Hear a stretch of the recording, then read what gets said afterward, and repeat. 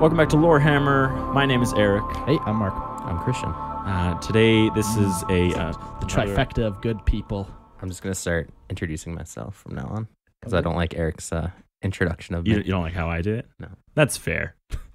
That's actually kind of fair. This is the scumbag Christian. This is the...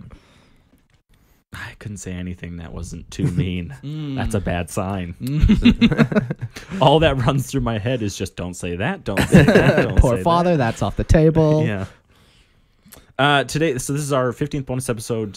This is Return of the Primarchs, and there has been a couple people messaging us talking about like, oh, what would you do? Like, what Primarch do you think is coming next? What are they going to put out? And Oh, yeah. So apparently, like, of course, like you get into the hobby, you learn about the Primarchs, then all of a sudden you learn they're gone. Yeah. You want to see them. Yeah.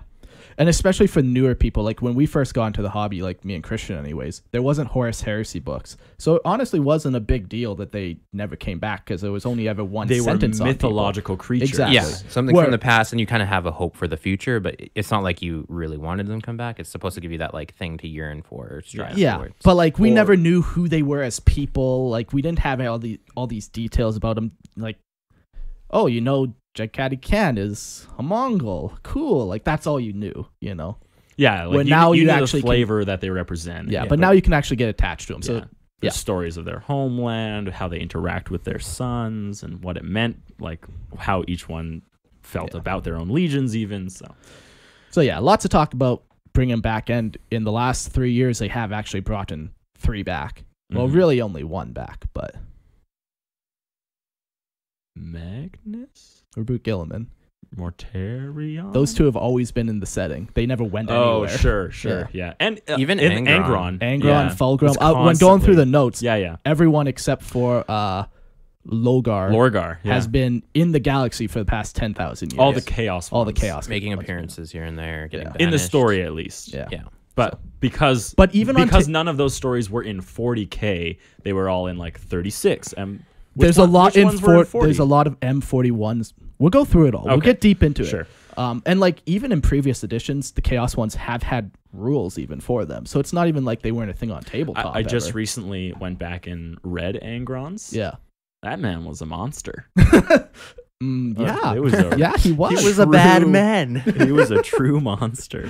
Yeah. So we're going to talk about them. We're basically going to end up talking about what happened to each Primarch last, how we would bring them back, and if we would even bring them back or why. So cool. We'll start with the Loyalists and we'll go through and then we'll go to the Chaos ones. So the very first one we're going to start with is Reboot Guilliman.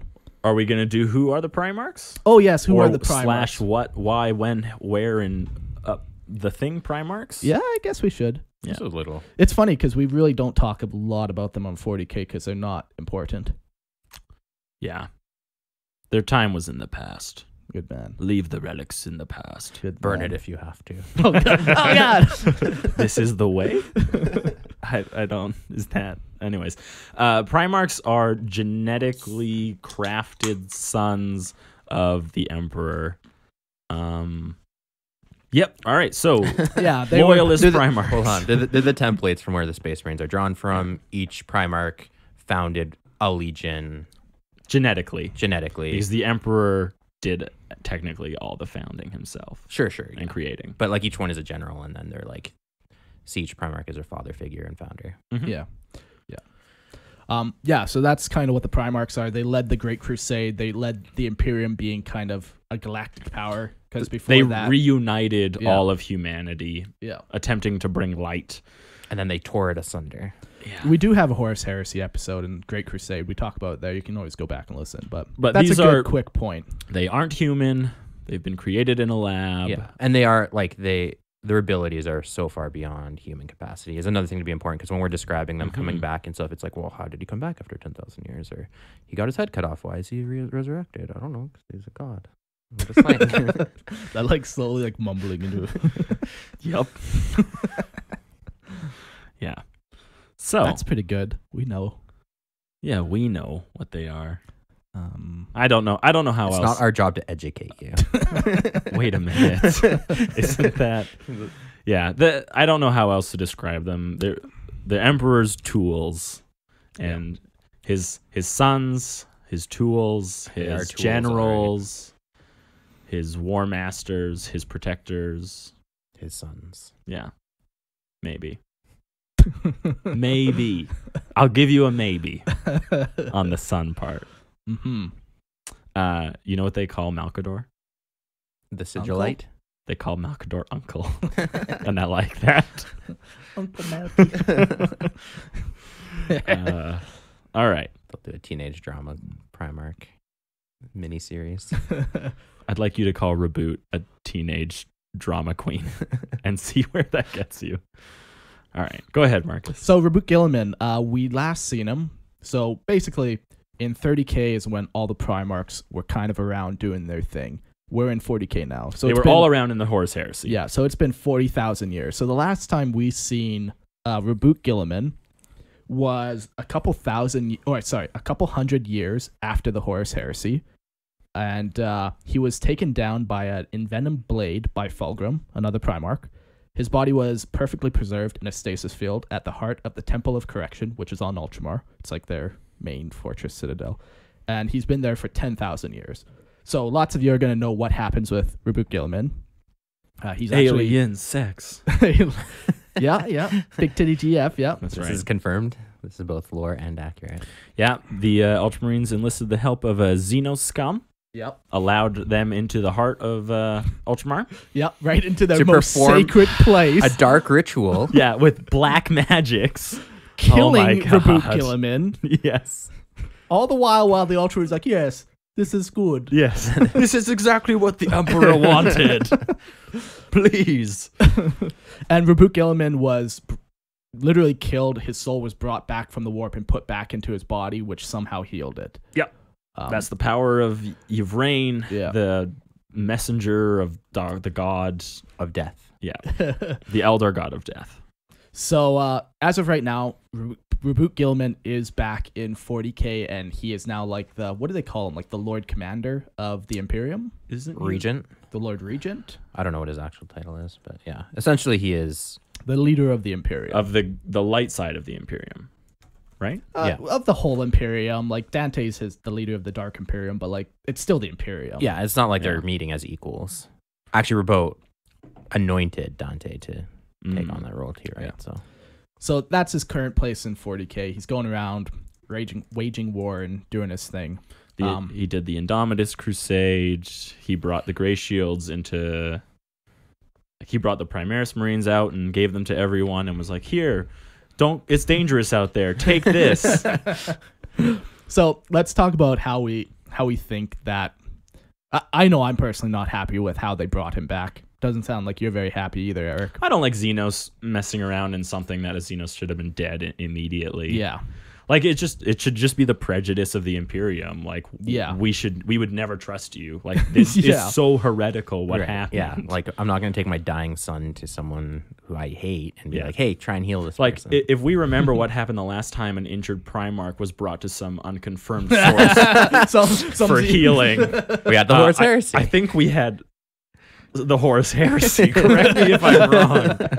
Hey, yeah. But yeah, you don't mess with things like that. Yeah. So personally, I'm not happy with it. But So we're talking about... interesting story choice. I will give it one redeeming quality is that I appreciate that Yvrain's association with death and like she's a witch, and it just shows the desperation of the Ultramarines that they're willing to do something forbidden.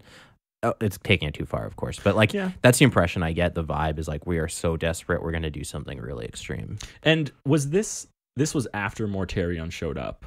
No, this is before. Yep. So why are they so desperate The now? as Black opposed Legion was to- like literally assaulting. Oh, it was the 13th Ultramar. Crusade. Yeah, and That's they were right. like getting Okay. invaded up to the Sanctum, so they were getting pushed back, and Okay. It was really a desperate moment. Yeah. It's a silver not lining happy to with it. it. Yeah, I'm not happy about it either, but I'm trying to make it work in my head. sure. I only got so much to work with here. Yeah, no, that's I only fine. have so much hatred in my body before I die.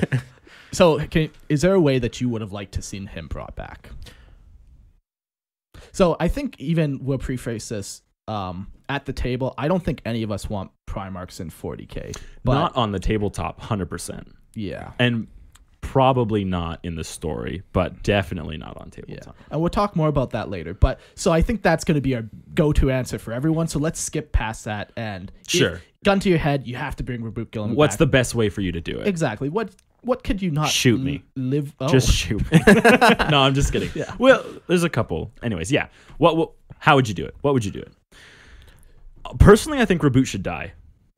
Why? Like get killed? No, like I think they should have attempted to bring him back Oh, and he by dies in the removing him attempt. out of stasis, and they realize what a terrible mistake that was, and he actually dies. Like I think there were different Primarchs, better Primarchs, to come back than Reboute. Personally, Okay. ones with much better chances of actually living as well. Like, and I'm not going to say this is my favorite part, but like Russ, he just walked away. Yeah. He there's could a have bunch just that did. walked back. Yeah. Right. So why Reboute? Why the need for all this fancy magic hullabaloo when you could have just said like Russ has returned for the time? What did he say? The wolf time? Yeah. He's like, it's the wolf time now. And Yeah. so anyways, I think Reboute personally should have died. That would have been wild. Yeah. That would have been Would have been plot twist. devastating. That's grim I dark. would have cried, yeah. Yeah. I do like that he's kind of have this like cloud hanging over his head that he's back too. Like I love his quote where he's It's like a very the coronation, depressive- and he's like, what have they done? With Yeah. the Like you Empire? should have let it die. Yeah, like he is that bitter, I guess, or upset. Yeah. Disillusioned. Yeah. So when they brought him back, they almost brought him back the way I would like to see it brought back. So they like Reboute Guilliman's still in some type of like life stasis suit. It's the only bad thing about it is He doesn't need it anymore. He told Call to make it like 10,000 years ago. Yeah. So. No, and When he wasn't I can hurt see in the the first future, place. and I know. he also But- doesn't need it anymore, apparently, Yeah. in a new book. So that kind of defeats that purpose. But I Yeah. agree. It having would have that been life like a support Dreadnought-esque. system- Exactly. So that's how I would have loved to seen There you it. Like, go. because he's mortally wounded. I would have loved to seen him come back in a dreadnought. He's been healed. Because you read in like the Lexicanum and stuff that for 10,000 years it's rumored that Reboute Guilliman's still healing, even though he's in stasis. where time is frozen. Yeah, but like it's rumored that the gash on his neck is healing. So then maybe it's healed enough where he's good enough to be in a dreadnought.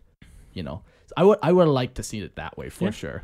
But to come back and just be as if the last Nothing 10 happened, yeah. no consequence. Like even just the way he does everything. It's The like, only consequence is he wasn't there to maneuver the Imperium, and it's become the mess it is. Yeah.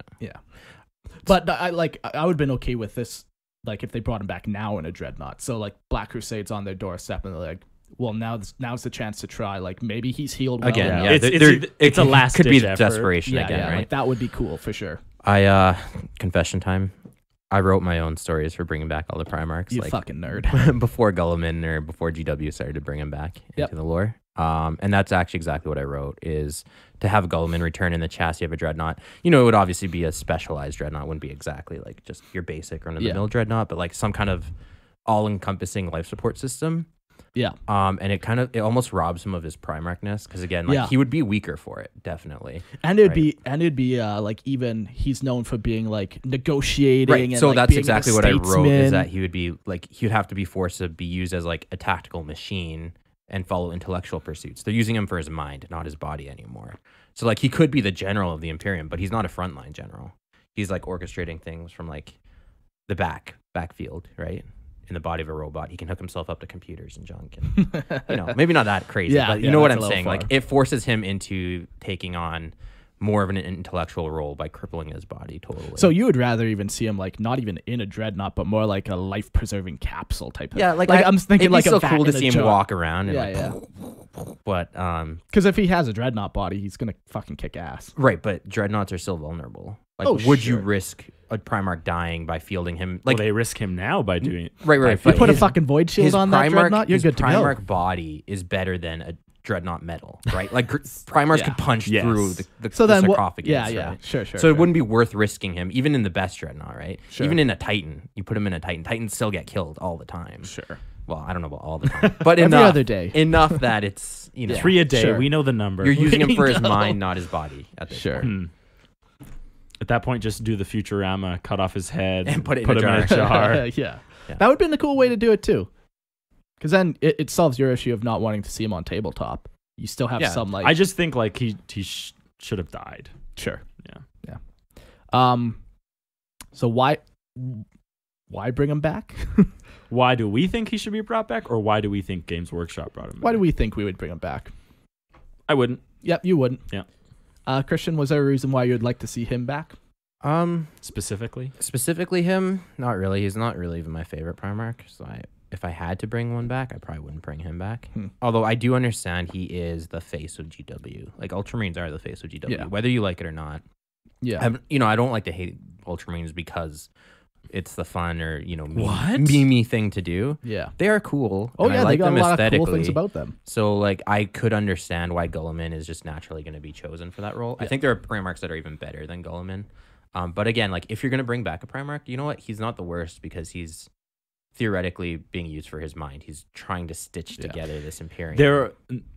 Not all Primarchs would have stepped up and assumed the role of leader of like the I Imperium. can't see, and I that can't was see Lehman Russ doing that. yes, right? exactly, Yeah. and Only that a was what couple they would. needed. Yeah. And so he is a natural choice for that kind of role. Yeah. Yeah. Okay. Yeah, I don't think I would brought him back first. He's got one of the weaker reasons to bring him back. Like he's pretty much dead in the stasis pod. Sure, he fills that role of being like the statesman, but like we're going to talk about Lionel Johnson now. Lionel Johnson would be just as good as like a military general kind of. Yeah, he does defender. He does lack the the diplomatic aspects. He's always like described as being almost what's the word I'm looking for? He doesn't want to play politics, right? But yeah, that's he's a good thing. A very talented war leader, but almost to the degree of like people dislike that about him. He comes off as like cold or alien or what's the word? What's the Xenos? No.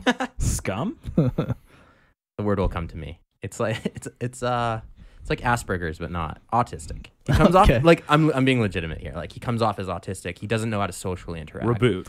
No, Lionel Johnson. Because he's just too calculating. Right, exactly. Yeah. He's like operating. Wait, are we on Lionel now? Yeah. Oh, kind of. We kind of say. Yeah, I tried to. You tried to do a natural transition. Means it worked. It did. I didn't even notice. I didn't even know what we were talking about. Yeah. So let's talk about Lionel Johnson. What happened to him last? The last time we seen him, he disappeared in the destruction of Caliban. So this is right after the Horus Heresy. This is before the Codex even, right? Yeah, like this is the Siege of Terra has been finished. Lionel Johnson goes back to Caliban. He goes home for the first time in a while. As the world was blasted apart by a warp storm and a bombardment from his ships in orbit, because like there's a whole fucking thing where the Dark Angels left on the planet are resentful of the Dark Angels that left, and the guy named Luther rebels, and so it's this huge battle. So during this battle, Caliban gets destroyed and blasted apart. With it, Reboot Guilliman's, they don't say he's mortally wounded. They don't really, he just is asleep. Lionel? Yeah. Okay. He's described as being asleep. Whatever that means. It could you be. said Reboot. Oh, sorry. Yeah. Reboot's just always, switched back. Reboot Switched wasn't back there. naturally. Oh, I said he's not in state. Yeah, no, yeah, I don't know what I was saying, but Okay, so the lion is just asleep. yeah, Described as asleep. Allegedly. yeah. So maybe he's in a coma, really. Like Yeah. that'd be a way to describe it. Like Yeah, he there might got be hit in the trying to be head so poetic. hard. Yeah. Yeah. All I'm saying is I haven't seen him. And neither have the Dark Angels. That's right. Nobody knows where he is. So he is on the rock, Yeah. Yeah. Sleeping in the rock. which is now just an asteroid floating through in space. space. But it is like manned by the Dark Angel. It's not just surrounded. It's like a Space Hulk, really. yeah. So I know, Christian, you had a cool theory. Like, what would happen if they brought him back? Yeah, so I have two actually. One I wrote from a long time ago, and one I came up with a couple of weeks ago. You know what? I don't even know if someone incepted that idea in my mind. If I read it on a thread and then like, it suddenly came back to me in a spark. But I'm actually really proud of this, and I really love it. So It's going to be funny when you find out it wasn't yours. yeah, it's entirely possible. I'm open to that idea. I don't want to take credit if it's not due to me, but if it is due to me, all hail. So the Lion is my personal favorite Primarch. If you know anything about Dark Angels lore, just a little kind of preface, they go by the title The Unforgiven, and they're highly secretive of the Imperium. They keep their secrets away from the Imperium, and they're untrusted, and there's always this like, it's always portrayed as that they're upset because half of them rebelled.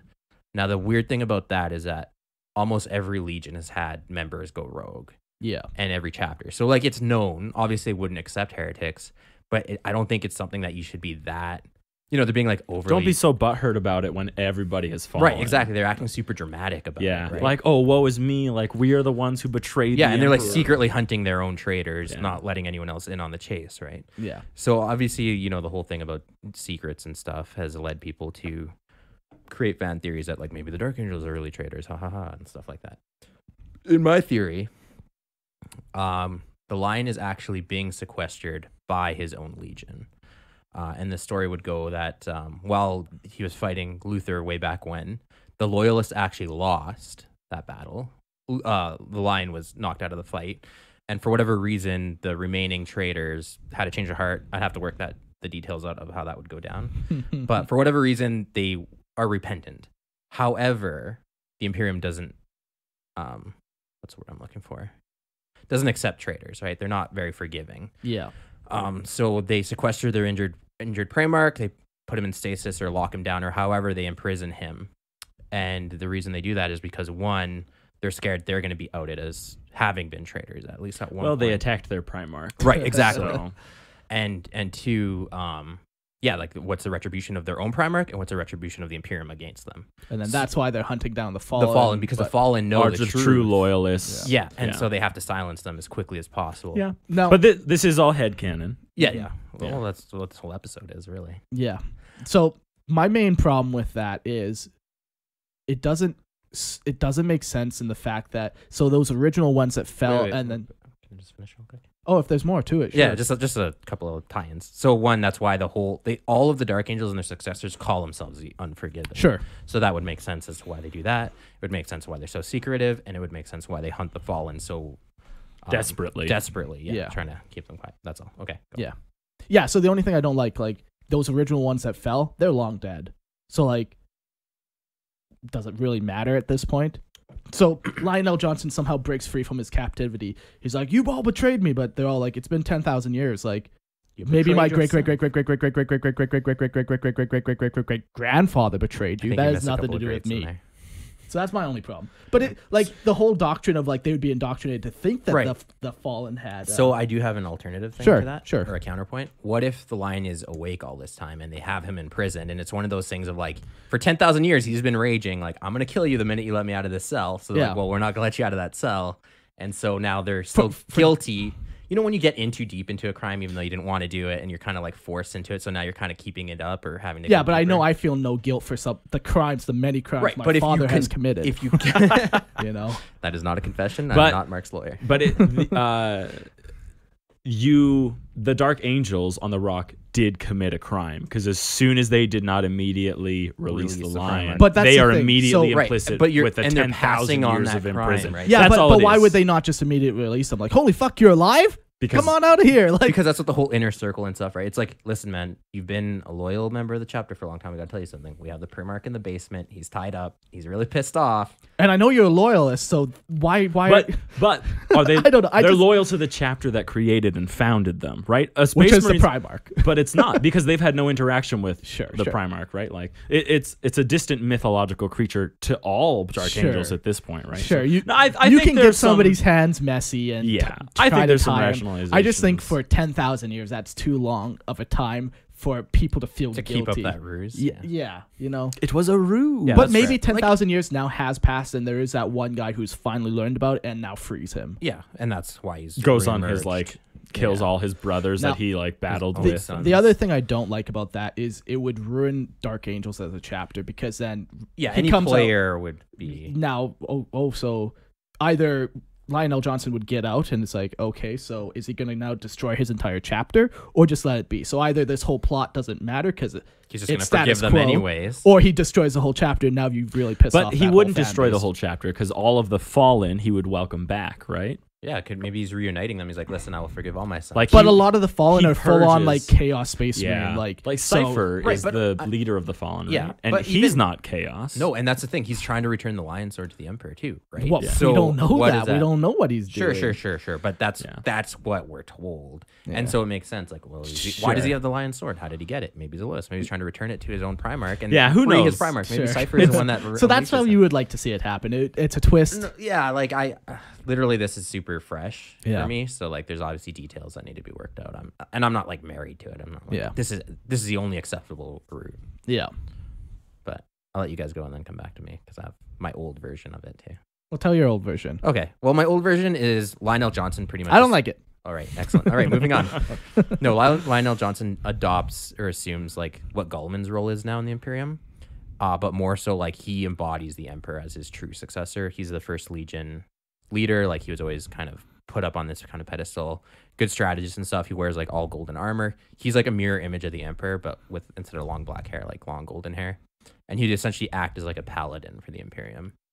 He's always like had this knightly virtue about him and stuff like that. So he would be the anointed son of the Emperor, anointed successor. And internally, he doesn't want that. Like he'd never wanted to be the leader of the Imperium. So it kind of makes him an unlikely hero who doesn't want the responsibility. Does it mean for he would be a leadership. poor leader? No, he'd just be a reluctant leader. Oh, Right? well, And he would be like decent or talented. And at the worst, he's a good tactician. Not the best diplomat. Maybe that will create stronger I don't think animosity the with Emperor Xenos. really needs to be a diplomat, though. No, right, that's the thing, right? Like you could use it for good story narrative, right? Where he doesn't need to negotiate with Xenos. Yeah. He's like, no, screw him. The We'll kill Emperor him. is more of a big storyboard kind of guy, you know? Like he lets the underlings handle day to day, and he just focuses on big ticket Sure, items, sure. like dominating the galaxy, Yes. crusading through the stars. Right. So that's how you'd like to see him. Yeah, In, but like- how would he come back? Why all of a sudden would he come back? That I didn't work out. So I got a reason why. So maybe during the battle against Luther, he gets so it's a whole warp explosion. The planet gets blown up by the warp. Maybe Luther's like trapped in some like time warp bubble and like literally cannot be taken out. And like now the bubble just pops and he wakes up. That'd be an option. Just coincidence. Yeah, like maybe because the Or maybe whole the galaxy cicatrix. gets ripped apart. Both are equally valid. Yeah. Yeah. And now like that time bubble is popped. So it's like for Luther, he doesn't know 10,000 years has gone by. So that was one way. The other one I was thinking like, so he's he is known for being like super strategic. And like maybe he just He almost knows the perfect time to strike. exactly. Like I don't really like that one. And then the final one I have is so the other big key about Dark Angels is they have the Watchers in the Dark. So maybe that they're keeping him not hostage, but they're keeping him off to the side because they know the perfect time to strike. Because the Watchers in the Dark, they're like warp creatures, kinda. They're not fully described, but they're very warp latent warp. They're very warp powerful. They all have warp connections. So maybe they're keeping them aside because they know what's going to happen in 10,000 years. And they're like these eternal watchers that maybe they're keeping them aside for this moment now. They knew that they could read the currents of the warp. They knew the galaxy was going to be raped in half. And yeah, now they released them. Luther was chained in the rock, guarded by the Watchers in the Dark, and his existence was known only to the Supreme Grandmaster. And then, shortly after the formation of the Great Rift, the fallen demon prince Marbus freed Luther, and now Luther is assembling the fallen into a legion. Oh. So he's gone off the rock. Mm-hmm. And maybe that would be a reason why he's come back to now hunt down Luther. Yeah, because, I don't know. They should. Would you be open to a Luther model coming back around the tabletop? Yeah, sure. Why not? Luther is old. I don't like his lore, to be honest. I don't know why. Like, he was even a half Space Marine. He wasn't even a full Space Marine. he's And he not, takes on yeah. a Primarch. War They better. powers, I know, but that's so weak. I don't know. They better have So a good. weak. They better have a good way of organizing that story. Because that never sat well warp with me. steroids, man. Like, Unless he's a full-on demon prince, and even then, like Why not? Primarchs take on solo demon princes sure, like regularly. sure.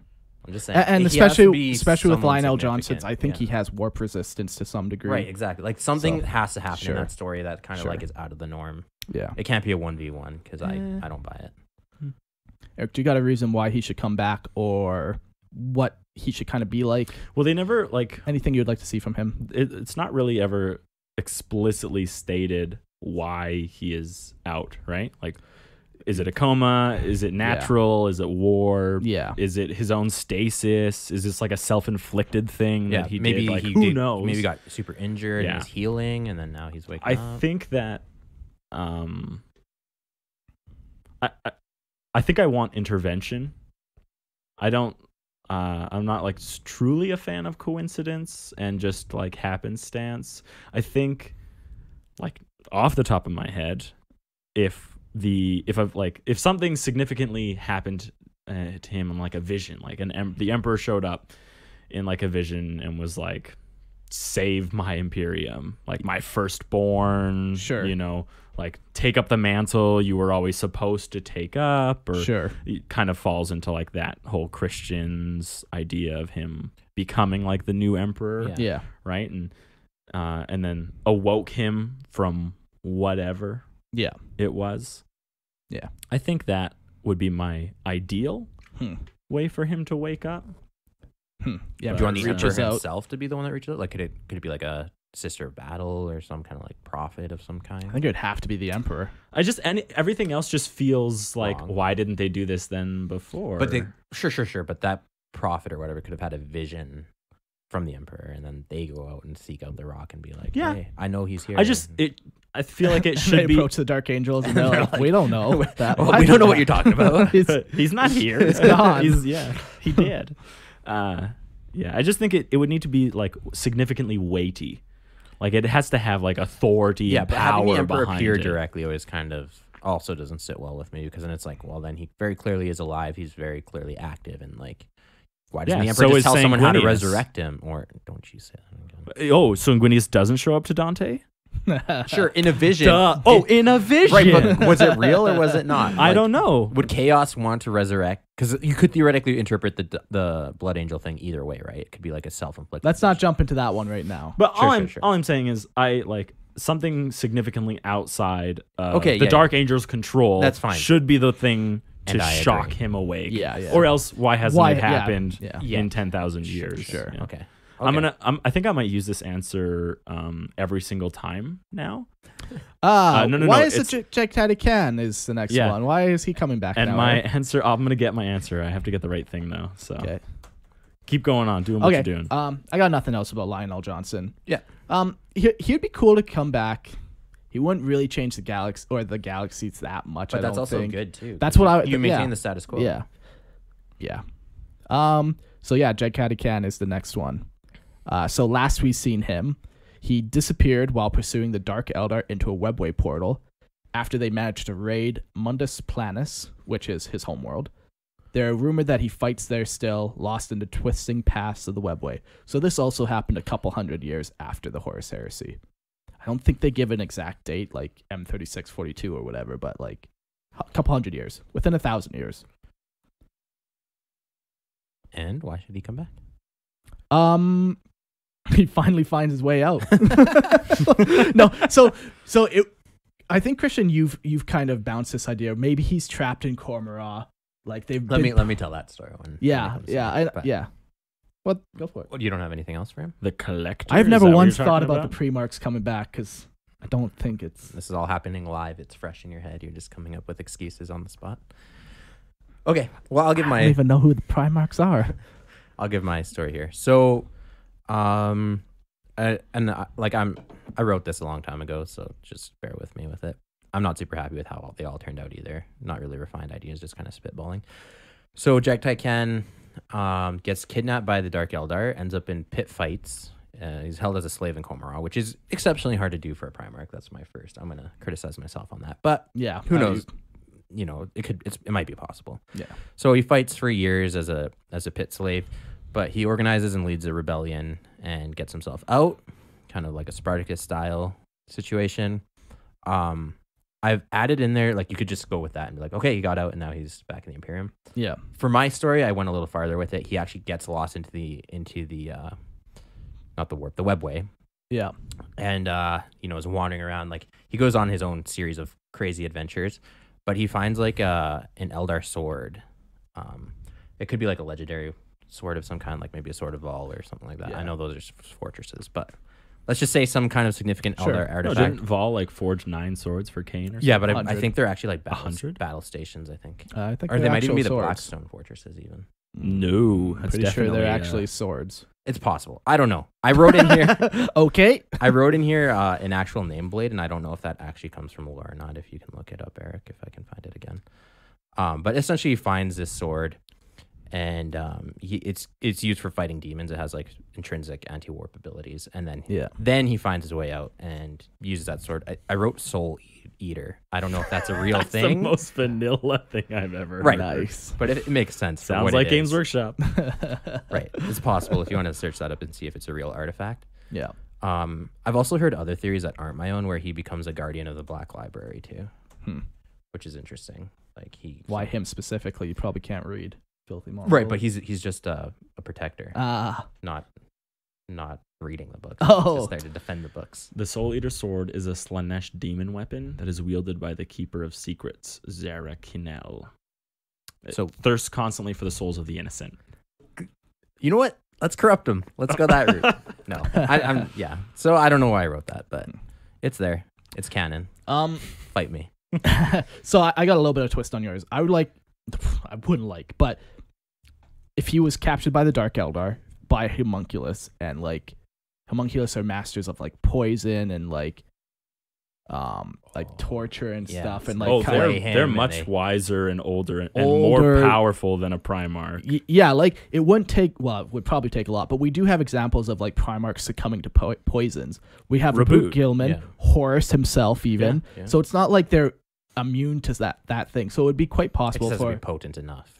for Homunculus to do that. And Yeah. for like 10,000 years, he's basically been inflicting pain on him, torturing him. Bringing him back to life, Yeah. ending his life again, And, cloning him, doing experiments. Yeah. So eventually he does break free. It's one of those things. These always are coincidental. It's hard to get around that. But Well, if you want them all back. if you want them all back, right yes, then at it's this time. yes, then it's too Yeah. coincidental. But if Yeah. it's just him, But if it's just one single he guy. coincidentally breaks out Yeah. and now he's free. But his twist would, like, whenever you come up with these, you almost wanted to get that grimdark twist in there. Like for Christian's grimdark twist, it was, Dark Angels were bad the whole time. Reboot Guilliman now can't use his body.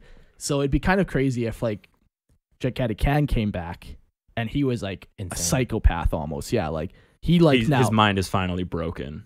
yeah, like he was still loyal to the Imperium, but the way he went about things is like this planet, their governor turned to chaos. He's like, destroy the whole planet. Like, Oh You know, yeah, like, you can he do a goes- real like Genghis Khan thing with him. exactly. Just, like, So he's skull going around like piles and- burning the galaxy himself almost, but he's still like loyal to the Imperium. But if you fuck up, you fuck up. You Yeah. pay your homage to him or you're paying the price. It'd be cool like that. Yeah, and that actually ties to like the historical roots too. That should be Yeah. pretty cool. I like that. And this also, all of these kind of play off of like Reboot Guilliman not being back almost to some degree. Some of it, like Right, because then like what kind of dynamic would that be if Gulliman's like, hey, stop burning shit. Or Yeah, we're gonna kill you exactly. too, right? Like Exactly. you create your own problems if you start trying to introduce interrelationships. yeah. between So a the lot of Primarchs. these you have to think about it in a in a with vacuum. them. Yeah. Yeah. So Although, there's not that there isn't room to come up with those stories, but then we have to go through all the permutations of like, okay, what if, you that know. is just too much. Yeah. Aesthetically too, I just put a description in here that you'd look like the Shredder from Mortal Kombat. Thank Or you. no, sorry, the Thank you. Shredder from Ninja Turtles. Yes. So Yeah. But yeah, I would kind of, that would be kind of cool. It comes back as like just like not a bad guy, but if you mess with him, if you I don't step know. out of Was line, Genghis Khan a bad guy? Depends who you ask. if you were loyal to him, Right. so That's what bad. I'm saying. That's not so bad. even though he killed more people than Well, if they just bent the knee. it's pretty Sometimes straightforward. it's not enough. Though. So that was kind of my thoughts. Any thoughts, Eric? I just wouldn't bring him back. That's Good man. Great answer. I like the idea of him finding the Black Library in the webway Mhm. and like becoming one of its defenders. So the Black Library has the book that is like the most, Yeah, I forget what it's called. I know what you're talking about. but it's like one of the largest compendiums on chaos, Mm-hmm. right? And there's like a lot of chaos figures that are like have been trying to reach it Yeah. for like 10,000 years. Because like with this knowledge, it would be like it would just boost your levels like past 9,000, Yeah. right? So, and then Segarak would be there, or at least his incarnation or his spirit or whatever. Yeah. So Jake, like the Khan would be like in the presence of like a true god at that point. I don't know.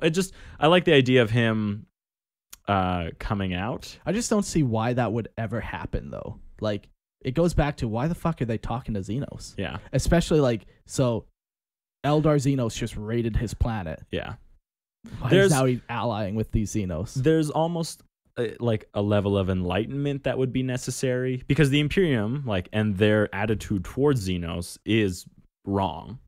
Right? The idea that every single Xenos needs and must be expunged and you should have little to no contact with them. And like that is a wrong thing to think because there are some Xenos that are smarter than you and better than you, and right? Only serve wow, you're really talking like you like the Tau Empire, even though you don't. Almost like we can all get along if we just use work each together. other. Yeah. But imagine if there was like a rehabilitation of like his mind and like a re-education, and that would be like forced in a gulag, perhaps. But that would be like a really different thing. Like imagine then he tries to like go back into the Imperium, right? And he comes back and he's like, I served my 6,000 years or whatever of guarding this place, and now I'm back. And he's like, I love Xenos. And he's wearing sweet Xeno that's hybrid right. armor. So now you just want. And he just Naruto runs back into the I Imperium. would just like to see him, like the Imperium abandon him. I deny him and be like, no, like I'm you are no not- longer welcome here. I'm not opposed to that even. You know? Sure. And then he just wanders the galaxy, and every Alone. once in a while, Appears and- a couple white scars like show up and help him, and he like gains his like own crew, and Like he's just a little outcasts. Then he pirate. goes around and does heists. Yeah, putting together a crew. you son of a bitch, I'm in. Yeah, no, I just I actually really like that. I'm trying to think of a way to bring him back without him being in the Imperium. No, yeah, I'm actually pro that. I'm not gonna lie. Yeah. I just got to give credit for the whole Guardian of the Black Library story. It's I first heard it on 40K Theories on YouTube, and it is associated with a Dread Guardian of the Black Library, which is actually an in-lore character, but no one knows who he is. Sure. So there's like a precedent. That's one of for it. those It's not someone just throwaway pulling it out. lines. Yeah. But it's not someone just Yeah. pulling it out of their butt. Yeah, sure. Just to be fair. Of course. Of course. course. Everything's valid until I say it's not. That's right. Layman Russ. So we last seen him. He disappeared into the Eye of Terror. The Space Wolves hold a legend that says Russ went on a quest to find a means to cure the Emperor. His final words before he disappeared is that he would return for the Wolf Time. And once again, he disappeared a couple hundred years after the Horus Heresy. After the Codex? After the second founding? Like the second, like the Codex Astartes happened like right away. I thought it was like within 100 years. No, because they describe how they like all get in, like all the Primarchs have tension over, And they pick sides and yeah, stuff. like they almost trigger a second. yeah, but like I didn't Layman think it Russ- was immediately. No, but it would've been close. It was like within 50 years, I'm pretty sure. That whole period is called the Scourging, or is it the Scouring? I can't remember which one. Yeah. But like they're gonna do a novel series on it actually, so we'll actually probably have. Are they details. really? Yeah. Money, money, money. Yeah, pretty much. They're gonna write 10K years worth of books here. Let's do the M36 series. All of which don't matter to 40K. Perfect. Great. Well done, GW. Yeah. He was definitely around during the Codex Astartes because he was opposed to it. Oh, wow. And that's when you look at like the way his chapters set up. That's why his 12 great I companies. even think he left potentially pretty 13. late into. The second founding occurred 7 years after the Horus Heresy. I thought it was much later. No, it Oh, all yeah. happened pretty quick. on the heels, yeah. Mm. And I think Layman Russ is one of the later Primarchs to disappear too. I think he was around for a bit. I think so too. That's just me trying to remember though. Could be wrong. Can I tell my story? Yeah. Okay. So Layman Russ, I actually have a model for him, and I actually want to build this version of him. Obviously Space Vikings, and with Space Vikings comes Odin. So very strong Odin themes for him. Comes back sporting, white hair, maybe. Missing an older, wiser looking, missing an eye. Yes, exactly. So the story There's a behind crow him- on his shoulder. Yes, and Space Crows. Yes. one of the crows is the raven, and the raven is Korax. Anyways, so it's almost kind of like a character. Instead of wolves riding wolves, Primarchs riding Primarchs. Yo, dog. They're like Primarchs. Only Russ could wield a Primarch against another Primarch. So for him, he's almost like a foil to himself. His youth, he's very brash and loudmouth and like very forward-going. This version of him, he comes back older, wiser, weathered, tempered. Yeah, right. After years of like suffering in the warp, like fighting and losing brothers and the whole thing with. So he left with a couple Marines. Yeah, 13th company. 13th company. A whole big thing. Yeah. Okay. Wasn't So just like how one or many of two. them? How many of them come back in this headcanon of yours? Like not many, if any at all. Maybe he comes back Mhm. alone and he lost them all in the war. The last one finally died, so he's come back to the collect. 13th back Yeah. So the 13th company has come back in lore. They're the Wolfen. Yeah. Yeah. And so then they've obviously somehow been triggered by the warp has affected them, right? Genetically. Yeah. And that's where I'm kind of split on what happens to Mr. Russ here. Yeah, because I agree with I like your second idea more, where Lightman Russ comes back as a Wolfen. Yes. As So much as I essentially hate wolves on wolves on wolves. Yeah. When you fuck with the warp, you're not just gonna hang out in the Eye of and Terror. be unaffected. Yeah. And the whole poetic thing about even missing an eye is kind of cool because it mirrors his whole rivalry with Magnus. So it's like he took an eye from him. And so he's almost Ooh, Magnus took one of his eyes. it does I don't know how, but it's kind of poetic in that, that rivalry and one's one-eyed and now he's one-eyed and blah blah blah. Anyways, but yes, he comes back cursed to be a wolfen, so he's this big mutant. And how that interacts with the Imperium is like he could be hunted. I hadn't thought it out all the way. Maybe he's hated by everyone else. Maybe only the wolves accept him. I don't Yeah. like. Maybe even the wolves don't trust him. Don't the Space Wolves aren't they ashamed of their curse of the wolf and they tried to deny it and hide it? Yeah, and they So- use Wolfen as shock assault troops. to get Yeah, him so there's killed two quick. options for them. They either accept the Wolfen fully as like brothers, Yeah. or they hide Russ as much as they try and hide all the other Wolfen. Yeah. They try and hide him from the Imperium. I like the Wolfen idea more too, because if he does come back, it's not just like this galaxy shifting thing. He comes back and he's maybe just And even maybe bestial. That's the other thing. Like maybe Yeah. his mind is gone and he's just like this ravening animal. Yeah. And they kind of chain him up and then unleash him in combat and Yeah. then chain him back up and unleash him, right? Like, yeah, he doesn't have enough to sway the galaxy either way. Yeah. I He's ha- more just a force at this point, like Yeah. a force of chaos that Yeah. he's been shaped into and molded. I will also put maybe a variant twist on this potentially is what if he can morph back and forth Yeah, between that'd the be cool. human form and, Sure. and his animal form. And the other, So he's a straight up werewolf? I mean, everything else about them is already ripped off. Fenris rise. And then the other one is like, what if he just comes back as like this really potent psyker, and then his own wolves are like, we don't know what to do with you anymore because we hate psykers, but now we have to hate you. No. I'm using rune magic. Yeah, guys. it's rune priests. It's Right, different. but no, in this case, it's straight up warp powers, and like maybe it's a curse. You 'cause- mean rune priests aren't straight up? Wait, warriors? hold up. Well, yes, but they see it for what it is. But technically, no. They see it for what it is. Maybe they ostracize him or whatever. But he comes back as this casting Odin type wizard instead of like this melee oriented. I'm just kind of I prefer the Wolfen one over Yeah. that. yeah. Yeah. I'm It'd just be throwing so ideas cool. out there. What if he come? No, I'm just kidding. What if he came back as a pony? Really throw him for a loop. Yeah. Pony Russ. Yeah. If he was to come back in the story, I would like him to then kill more Magnus permanently and die at the same time. Sure. Yeah. All yours tend towards a theme, and I appreciate it. And that's Death. Primarch Just are wait till we diving. get to Rogel Dorn, Mark. You're gonna kill him I'm extra. a loyal son of Dorn. No, I like Oh, that's why you're just clearing the competition. Yeah. No, Son of a bitch. like the Magnus is back. Yeah, his Psychic Awakening book is coming out. I don't know if you guys have been like following up, but there's like some really big ritual that's happening. The Ritual of the Damned is like Games Workshop is like pumping it up right now, and Can't wait for that to literally be nothing at all. you know what? Grey Knights are in that book, so shut your mouth because I'm nervous that we get nothing.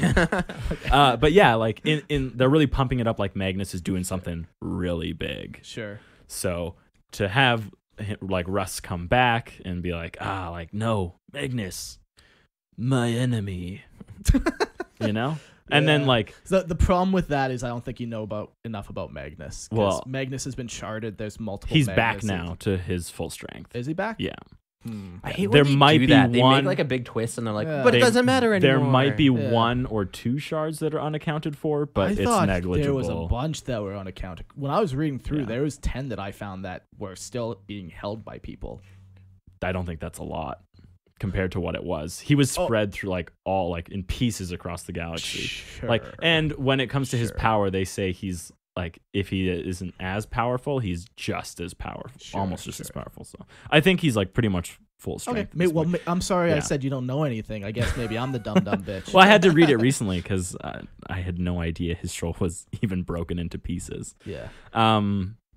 But yeah, so then to see him like Russ kind of come and stop Magnus it kind of comes full circle, right? Like you were stopped again, you're put now, and then Magnus is whatever banished back to the warp for however long, which is only temporary, right? Yeah. At the cost of the life of Leman Russ. So I just want him to die. It would be a good death. It would be a really good, that would be a Viking solid, death, an honorable death. I am going to model that Odin Vulcan, though. I have the model. I just need the time. He finds models better than he finds time, that's for sure. Yep.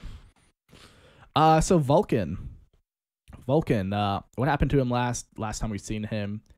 He reappeared during the War of the Beast, only to disappear again. The thing to note about Vulcan is he is a confirmed perpetual, which means he cannot die ever, even if you bring him. Well, unless you have Erik the blade of the true death. Erik has a way. It's called Fulgurite. Yeah, there are ways to kill him, but like, good luck trying to kill a Primarch, an unkillable Primarch with Fulgurite. Like even getting close enough to stab him. Even humans, it's tough enough to kill perpetual humans. Yeah. So then add a Primarch ability to that. Yeah. It's tough. Yeah. I mean, but it can be done. So we do know that Vulcan is, 99% alive. It would be ridiculous for him to die and not be written about yet. Yeah. So to bring him back, to me, I think this one honestly makes the most sense out of all of them, because he came back during the War of the Beast, like in Imperium's greatest need. Like, keep in mind the War of the Beast, like all the Primarchs are already gone. It's been a while since we've the seen Imperium almost, like Terra itself almost fell. Yeah. M32. So it would make sense that now he comes back. Oh shit, like the Imperium's gonna fall again if I don't do something. To me, he makes the most sense out of all of them to come back. I just like how you guys know all the dates for things. Mark, when was War of 1812 in real life? 1812. Everybody's seen that meme, Christian. Fuck off. Okay, carry on. You guys just throw dates out there and you're like, oh yeah, that happened in M2999. But real life history, screw it. Yeah. Anyways, what has Vulcan been doing for 8,000 years? So he always wanted like a simple life. Like, that's selfish. He was broken. He was tortured, and he just kind of, sure, it's selfish, but it's also selfish that the Imperium wants stuff from him. But he was created. He's nothing more than a tool. Maybe that's how he sees himself. You were created too, Erik. Yeah, but not for a purpose. And you are a tool. And what's your point?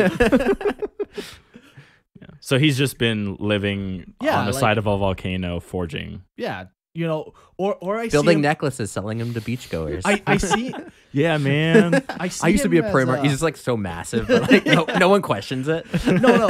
I honestly do see him as like a traveling hero for the simple folk. Like, he shows up places like, oh, this village is being invaded by orcs. It's like very like he just shows up, save this village, and disappears. Like, and they're like, our village was saved by this man once. They don't know he's a Primarch. Like, he's just been doing things for like 20 the feet little tall, people. glowing red eyes. He's like a mythological savior. Yeah, and he just appears and disappears. Legends are told about him. And and then now he comes back again because that's kind of his whole thing is, the Imperium during the War of the Beast, the Imperium almost was ruined.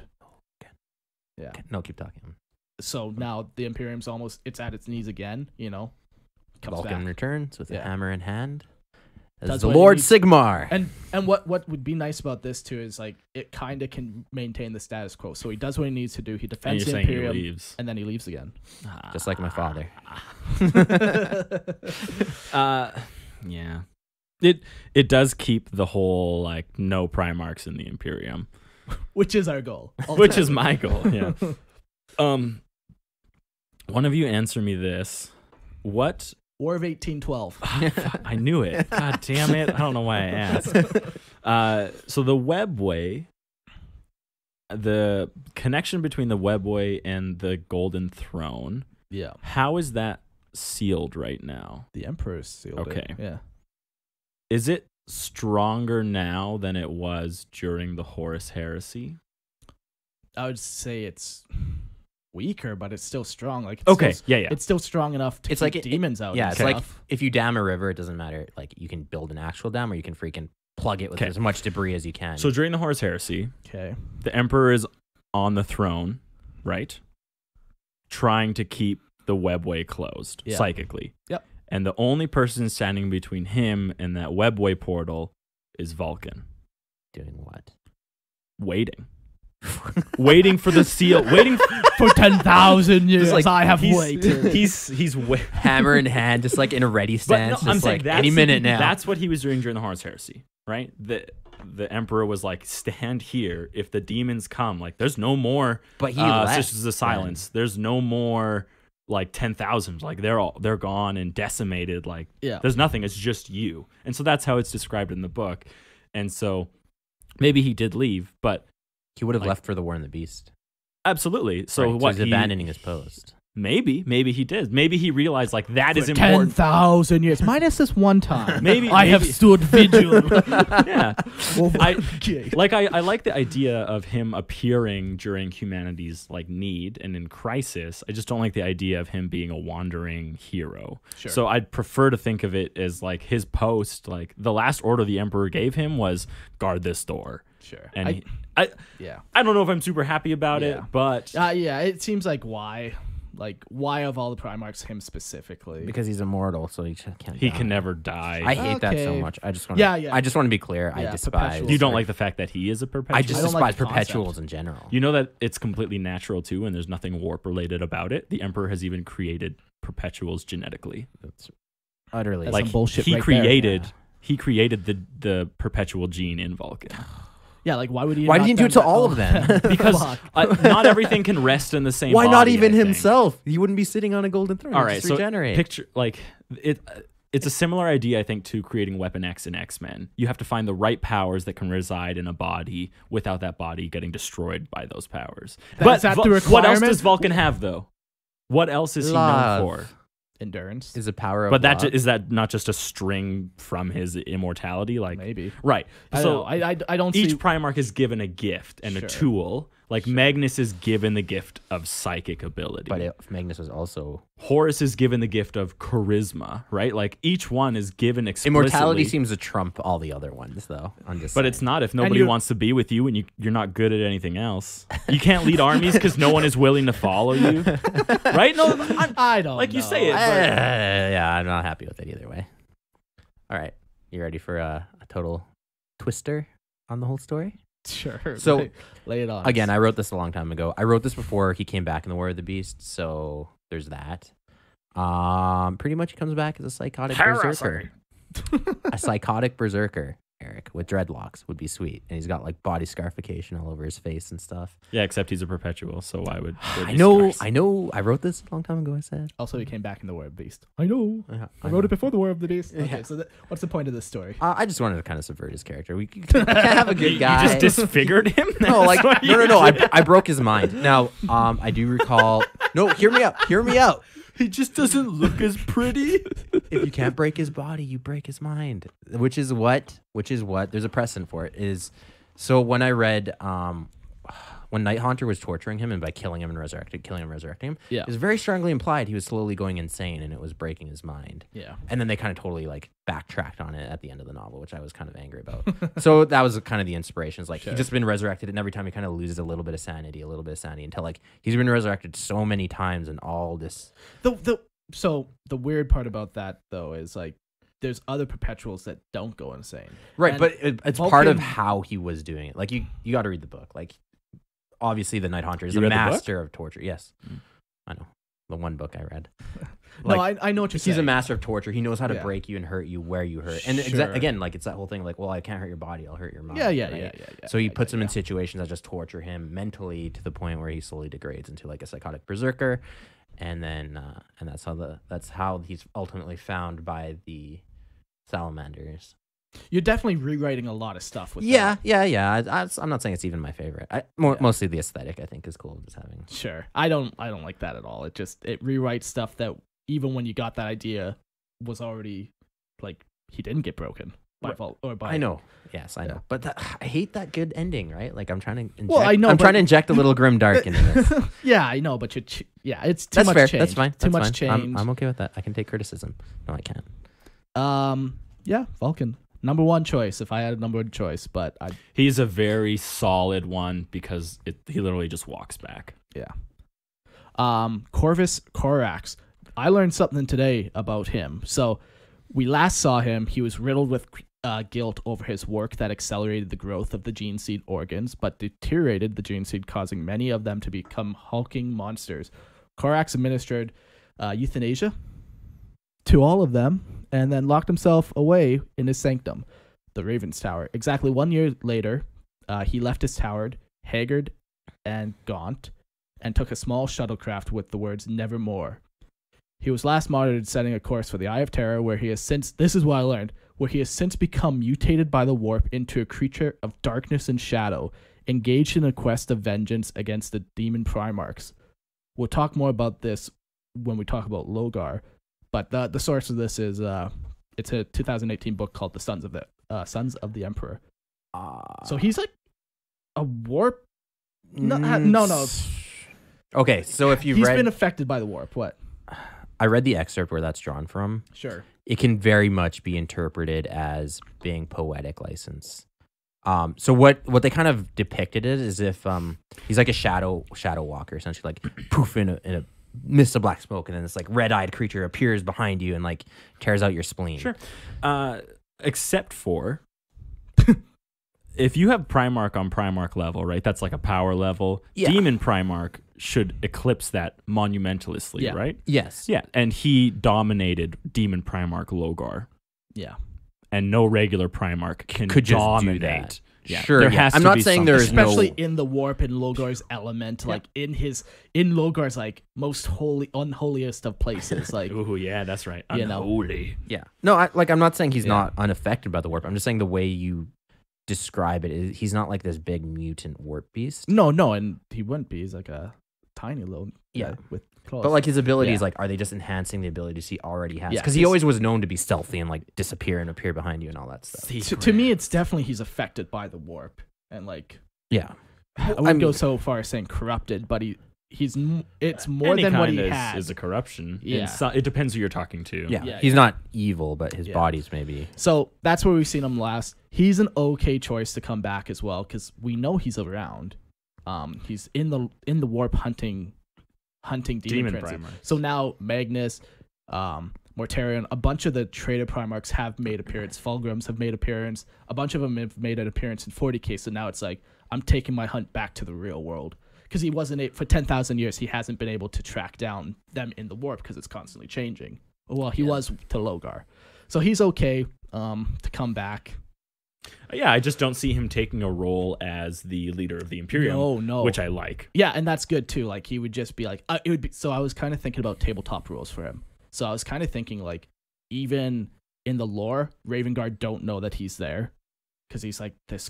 You don't know he's there. He's pretty much invisible when he wants to be. So on tabletop, it's like his rules are you can't shoot him. He can only be affected in close combat, and like he doesn't give any buffs to the Ravenguard army. He's not a Reboute Guilliman character. He's just like this. He's just a Solo wrecking berserker. ball. Mhm, Exactly.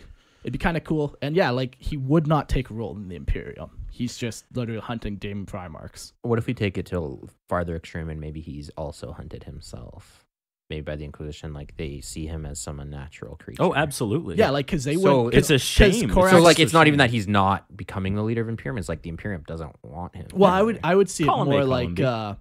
they don't even know that it's Corax, because Corax, he's not talking. He to just anybody. appears, kills Yeah. a bunch of stuff, and you're They like, what assume the it's hell? just a warp being. Yeah, that, exactly. that could be pretty cool. Yeah. So that'd be pretty cool. I wouldn't could be get bad. behind that. Like, yeah, Eric? yeah. I Can definitely. you still, in the rule, would you still only say you could take him?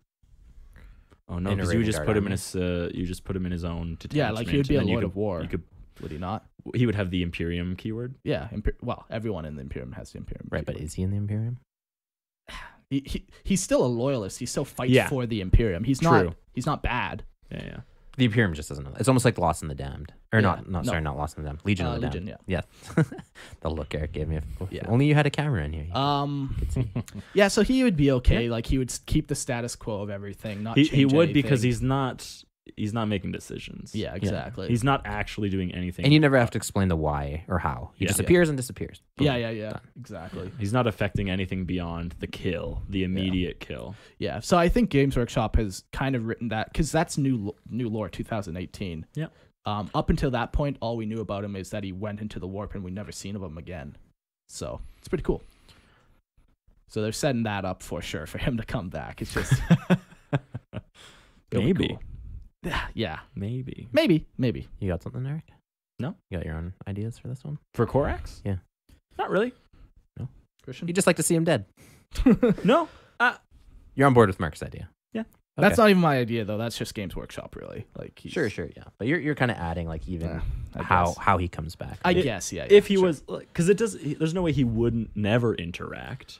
Because there might even be like some small portion of Raven Guard who find out about it and they're constantly hunting him. And maybe he's avoiding them because he doesn't want to go back to the responsibilities of what he had before. He just wants the hunt. He doesn't want the he responsibility of being a definitely shirked parent. responsibility. Yeah, he just wants the hunt Yeah. and to like go after those who like betrayed him and his brothers. Wronged him. He doesn't want to have to go back to all the minutia of the politics. Yeah. I'm gonna add my own little spin on that one. Yeah. If anyone's ever played the Tekken series, did you ever play Tekken? Do you know what? Tekken? No. I've played it, but I don't know. Do you ever anything remember about the like story. what Demon Jin looks like? No. Big horns and freaking wings, raven wings even. Some might describe them as. This computer's so slow I won't ever be able to find A picture of it. Yeah. So essentially something like that. He comes back, he looks demonic, maybe glowing red eyes, like, and that's why he like appears as this like terrible creature, kills stuff and then disappears. I think that'd be kind of cool. Yeah, it would be. Kind of cool little twist there. Yeah. Not totally sold on it, just throwing ideas out there. For mine, it's a little more complicated for Korax, and it almost ties the Gene Stealer Spider-Man picture. You just pull up. The fuck? There's an artist who made a bunch of like Marvel and DC superheroes as Primarchs. Super good. You should Google it. And then like does all these comic series of them. Anyways, for Korax, mine, you're probably gonna hate this one. So a mysterious Primarch returns to the Imperium, and he appears at the throne room of the Emperor. Okay. No one knows how he got there, what he was doing there, but he appears there, which is important later because this Primarch never reveals his identity. He wears like, armor. He's super stealthy. That's known, but he wears all this armor and stuff that's unrecognizable. No one knows what he is, and the whole point behind that is he could either be Alpha Legion or he could be Korax. he could be Alfarius or Omegon, like playing their Even trump though card. both of them are done. I know, and dead. dude. Do I have to say I wrote this a long time ago every time? Well, I don't know why that? you're sharing stuff that's clearly doesn't matter. Right. Because like even this, maybe like, they're so not why dead. How do you know they're dead? Even that's like because no Dorn knows. killed Alfarius. and but Reboot killed. But there's actually an Omegon. interesting distinction there. Is Guilliman said he knew he killed his brother because he could feel it. Dorn said he wasn't sure. So That's Dorn funny never because when told you read anyone. it flips out. Reboot Guilliman's more of the not confirmed one, the Right. not confirmed kill. But Guilliman had said that he knew he killed a Primarch, and Dorn was like not sure about The it. book I'm reading, Dorn feels pretty guilty about killing his brother. Sure. Okay. Well, again, Anyways, I mean, the other critique, even though I haven't heard the rest of your story, that's pretty much it. Is that he's just why does he show back up? well? Okay. Here's the thing. At the throne room. At Why the does throne, reason show it he back? has to be- specifically wait. shirks all responsibility and Wait. flees. The reason he shows up at the throne room is to prove to the Imperium that's going to distrust this guy. If a Primarch shows up and no one knows who he is, they're instantly going to be like, "Who the hell are you?" Just tell them who you are. Kill him. Well, right, but if he was Omegon, Omegon can't be like, "Oh yeah, I was Omegon the whole time," right? Well, if it was Korax, just say you're Korax. Maybe Korax doesn't see himself as beholden to the Imperium. Well, then why would he be there? Like not under their authority. He's like, I don't have to tell you. So I'm then just why going to would- do what I'm going to do. Just hear me out. He's like a stealth assassin ninja. So he's assassinating the Emperor? No, but he shows up there. But the reason he didn't kill the Emperor is what allows the Imperium to trust him. Is like he was there. He got close. So if he was bad and had bad intentions, he would have done it. Course, Do not of like. course. Do That's not fine. like. That's fine. That's Yeah. fine. I had to get it out there. The custodians would kick his ass. But that's the thing. Literally, if he appeared behind them and they didn't even know, and someone just like what's that behind you? And Yeah. they turn around and Trajan wouldn't they know. don't know how long they were standing there. Well, Sisters of Silence. Shadow. Sisters of Sure. Silence are there too, so wouldn't it screw with all his warp abilities of being? maybe not. It would. Maybe not. That's how they work. They just see this big guy like running. He thinks he's invisible. We can see you. No, he's not running. He's doing like the like, It's the Emperor's New Groove. Yeah. the Right? sneaky. Yeah. Okay. I just wanted to throw a little mix in That's there. pretty gay. Let's go to Rogal Dorn. So what happened to him? Rogal Dorn, best Primarch. What happened to him last? So last we seen him, he boarded a Chaos Cruiser during I think the very first Black Crusade, alongside a company of his sons, and died fighting. Did he? So today his hand is housed in the holiest shrine of Imperial Fist lore. So that's his most current lore. But he has some old and outdated lore. We don't know though if it is old and outdated because It hasn't been really changed clarified. at all. But where his body, his dead body, he is dead. He has died in the lore at some point. Erik No. and all you other freaking Imperial He's Fist fans. alive. And his body was recovered and fully encased in amber and put in the phalanx. So the source of this, now this is where it gets sketchy, is a 1993 book called Space Marine. This book, you also have such wonderful lore as Space Marines eating their own poop. So I could buy it. Yeah. yeah, no, like they literally like shit in their armor and it recycles and they're eating their own shit. So this is a very sketchy source. There's a more current one Yeah. that would make you believe Rogal Dorn's alive, and Vulcan even knows where he is. okay. At the War of the Beasts, Vulcan said he would talk to Rogal Dorn. So Really? he was Yeah. talking to someone else, Okay. and he said, "I will talk. I will Gee. go talk to Primarch Rogal Dorn." During the War of the Beasts. Okay, Yeah. sure. And then Kurz. So I wonder when the first black. Or, no, because he wouldn't have been around. Otherwise, he would have been around. Okay, Yeah. sure. And then Kurz thinks that he is torn to pieces. So it's definitely up in the air. Sure. But I think the most recent is that Vulcan knows where he Yeah, is. I never heard that before. Yeah. So then definitely, yeah.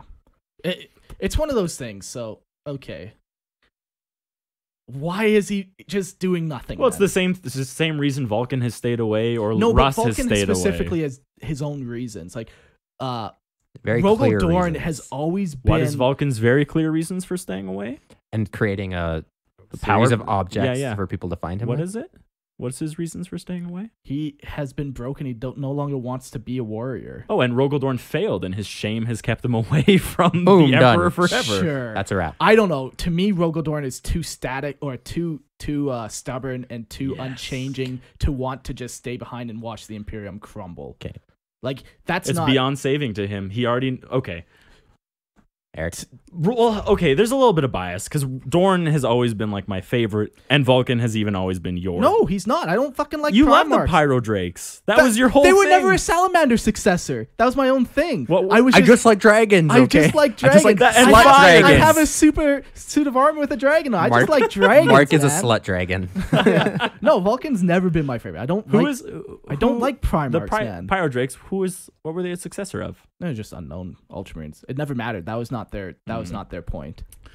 Why would I It make was it? Salamander. Just because you definitely like it. Didn't you play no, with no, no. Histan? Just yeah. You had but a- he just wanted his rules. Yeah. Just because you like a chapter doesn't mean you have to like the Primarch. I personally like the Lionel Johnson, but I do not like the Dark Angels. Anyways, Dorn, like I am biased. I really like Dorn, but and whatever reason he's gone, like it's Obviously, it's for a good reason. Yeah. like it's. I would see him. I would. I knew it. If there had to be a No Primarch morals. leading, if there had to be a Primarch leading the Imperium, I would have been happier with Dorn than Reboute because Dorn would have been more. Where has he Severe. been this whole time? I don't know. He has No no, one's- legs, and he's been crawling back with one arm back to the Imperium. It's taken a long time. No one knows. They haven't written about it, right? Like you knew where Reboute was the whole time because he was in a stasis field, apparently healing in a stasis field, right? So it's easy to say we knew where Reboute was because it was shittily written. It just hasn't been written. Yeah, it just I hasn't know. been written yet. Sure. If you're happy with Vulcan being gone this whole time, and you're upset about Dorn? Come on, man. Vulcan intentionally. Dorn is like crippled at the very least, lost a hand. So you could presume maybe he's very injured, right? Yeah. Could he be mending for all this time? Who knows, right? Like, He's in a stasis field. or he's mending. crawling his ass back from the warp. He's mending in a stasis field. And the Eldar chick hasn't got to him yet. Okay, Mark? Vulcan's sick of war. He just doesn't want it anymore.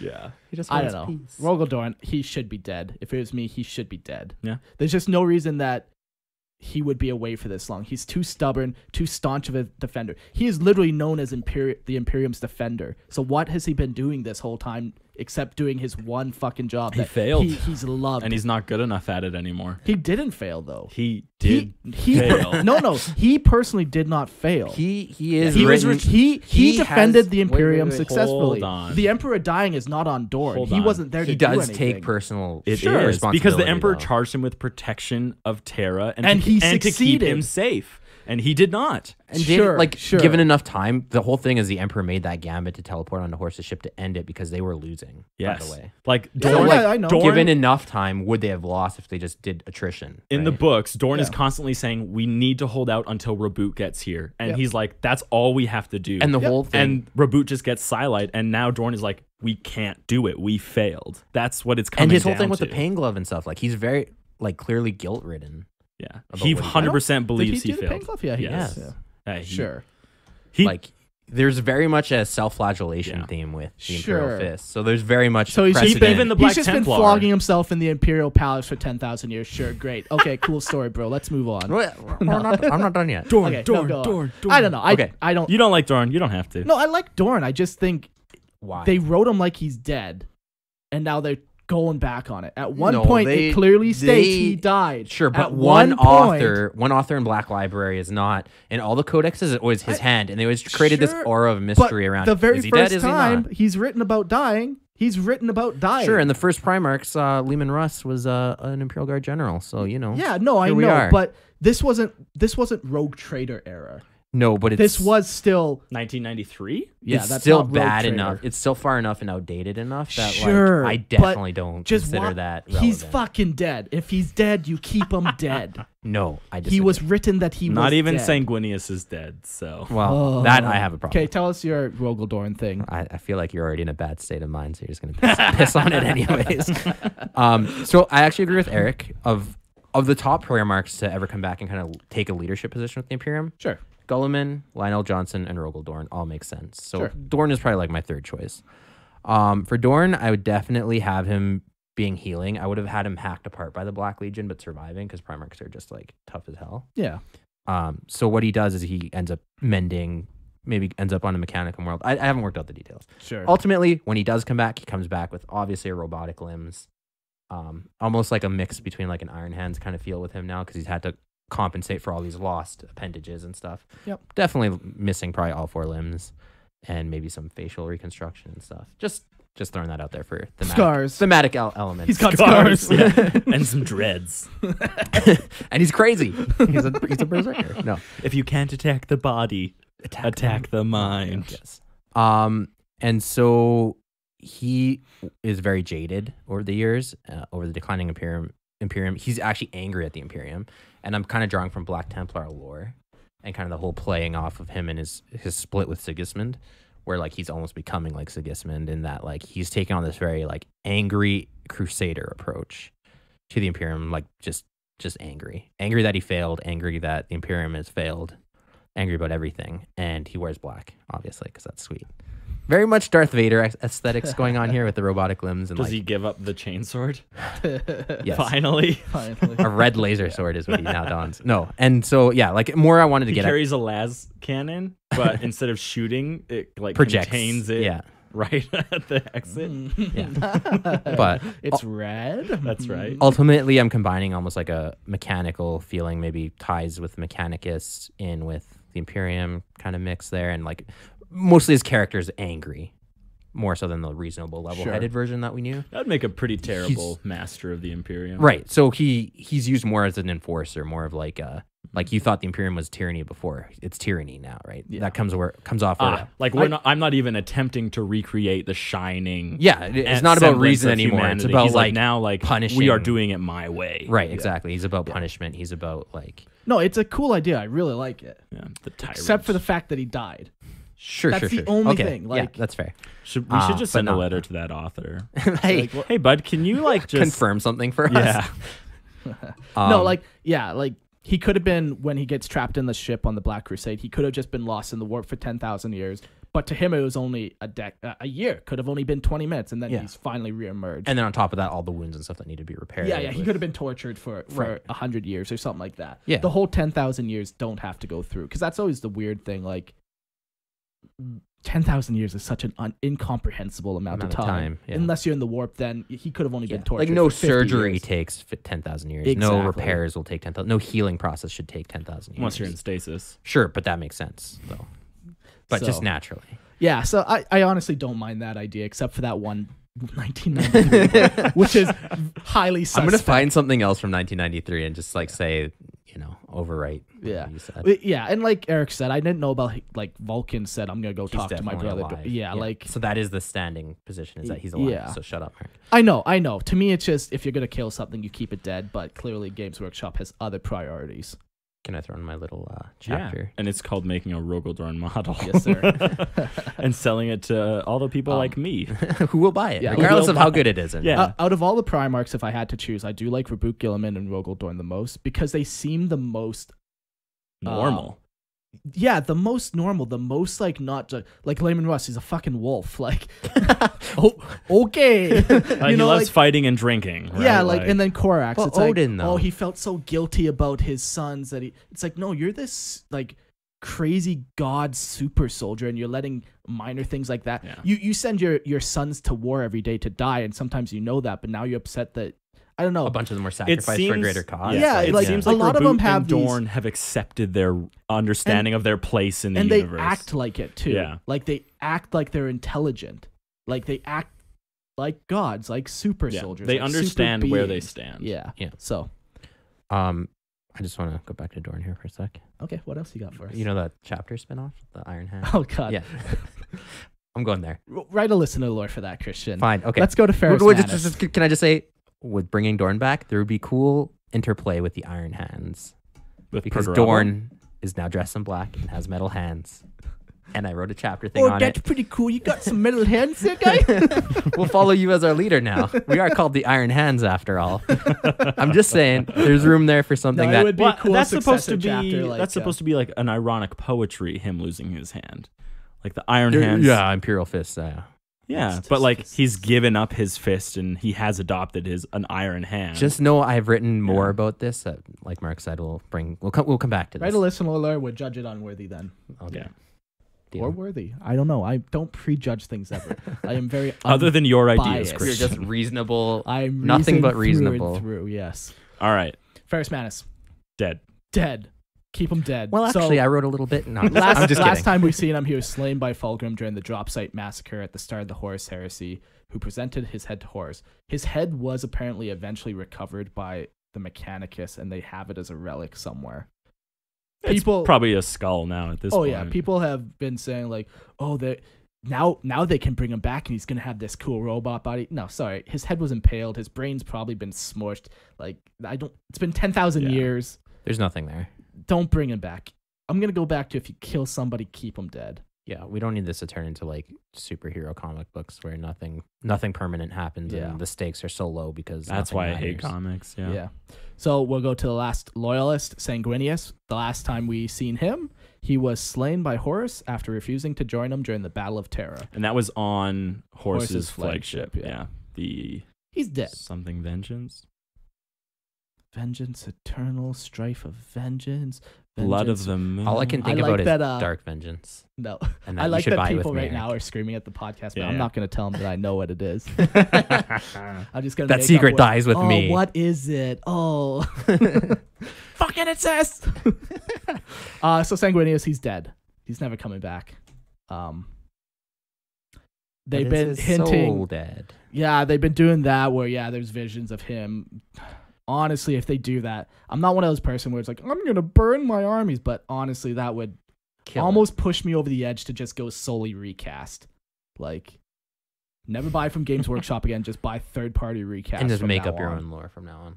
Mark's lore. Like, I just, if you're gonna kill somebody, keep them dead.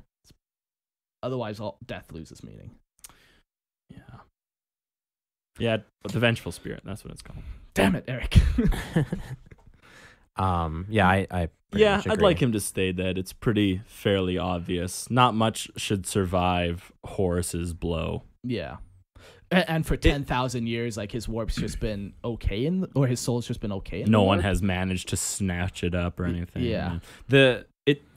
I like the fact that he dies and the Emperor doesn't die, because Mhm. it shows the difference in power between like a Primarch and its creator. Yeah. So The other thing is, too, especially with Sanguinius, is, like you said, he dies, and apparently he puts the chink in the armor so then the Emperor can actually kill Horus. And it's that whole, like, Until they get to that, everything is suspect. But yes, I hope they that don't is do one that. of I hope it's not just thanks to Sanguinius.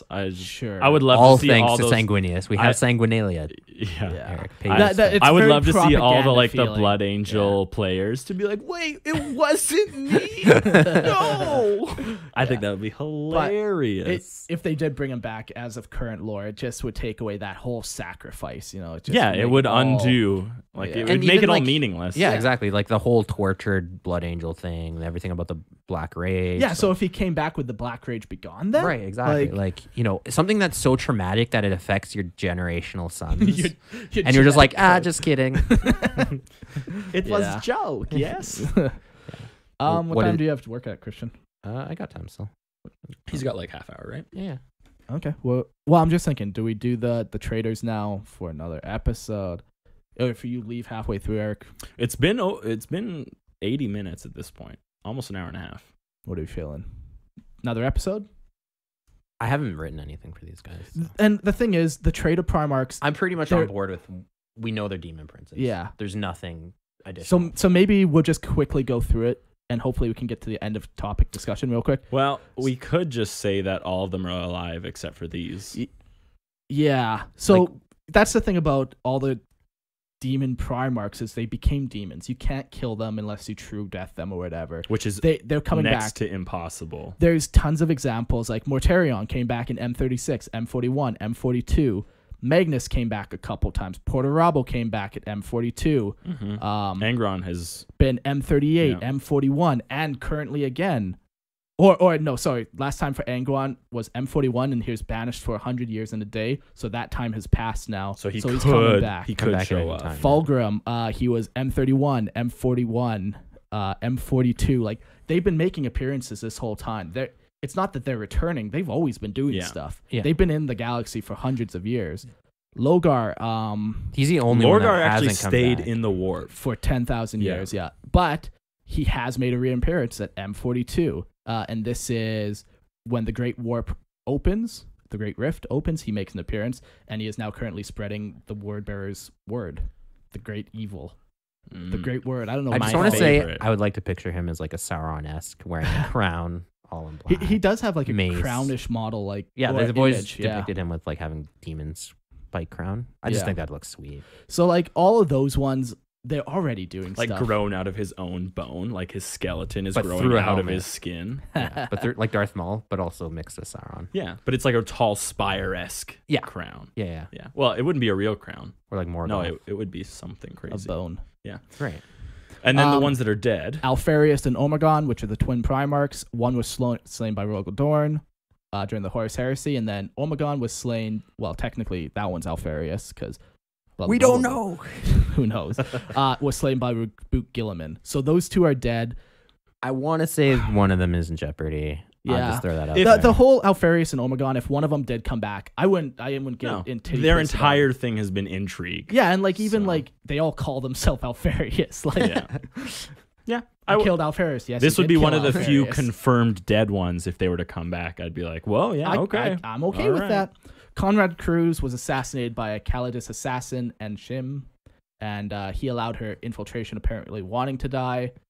So he's dead. He's not coming back. And don't bring him back. He's one of those other ones that people are like, well, what if the video feed cuts out? Well, maybe he survived, or It's like, just keep him dead. Yeah. Horus obviously killed by the Emperor of Mankind, and his soul was obliterated, and then his corpse was completely destroyed by Abaddon the Despoiler. So he's fucked. He's not coming back either. They have attempted to make clones of Horus before, but all of them have now been destroyed, and they no longer have like the genetic code. I think it would be dumb too if like they're just like, oh, we found the genetic code again to clone them. Like to me, it's just pulling stuff out of your butt. Come on. It's just poor writing. Yeah. Two things I kind of just want to skim over. Fulgrim. There are clones of Fulgrim, and supposedly there's a good clone of Fulgrim floating around somewhere. Maybe that will tie into what you want to discuss about flipping sides. Yeah. And the other thing is, would you picture Alfarius or Omegon if they brought them back as like a demon prince? Or again, they're another one that's loyalty and jeopardy kind of thing. So no, they're chaos. Yeah. They are full chaos. Would you bring him back as a demon prince? Let's just jump into the Tales of Warp so we can talk about that right now. Okay. Yeah, so we'll talk about the we'll talk about the Primarchs flipping sides. There. We did it. we did it. Yeah, so like flippity floopity. there are potential for some of them to flip sides, but none of the bad ones, the traitors, could ever go loyal. No. Well, it's too far gone. There's room for the Alpha Legion. There's no redemption. The Alpha Legion maybe, but even that, it's like, no, sorry, you've been traitor for 10,000 years. Like how? But have they? Even if yes, I don't care what the Alpha Legion's motivation are. The Imperium has seen them as traitors for 10,000 years. Plus, I think this is one of those weird ones too, where people think too much on it. But it's been 10,000 years. Like the original ones that knew the secret of them, the reason why they're doing it, the Cabal, they're most likely dead. I think you're fundamentally misunderstanding. So, dude, no, tell me. I haven't read all the books. This could have changed. I'll throw that out there too as a caveat. They're like Alfarius and Omegon may not have been on the same page. Yeah, one was traitor and one was possibly loyal. Possibly. So which one survived? Which one didn't? Did either of them survive? Maybe they both died and the whole Alpha Legion thinks they're still doing good, but they're really all doing evil still. The whole Alpha Legion may not know that they're secretly supposed to be loyalists, right? Like there's the way I see it. There's so much in there that I don't get it though, because the Cabal came and said, hey, you need to help Horus win. And only when Horus wins completely will everything actually go back to normal. Yeah. And so they failed in their mission. So then the twins, they should have immediately gone back to the Imperium or realized, shit, we're just traitors now. Yeah.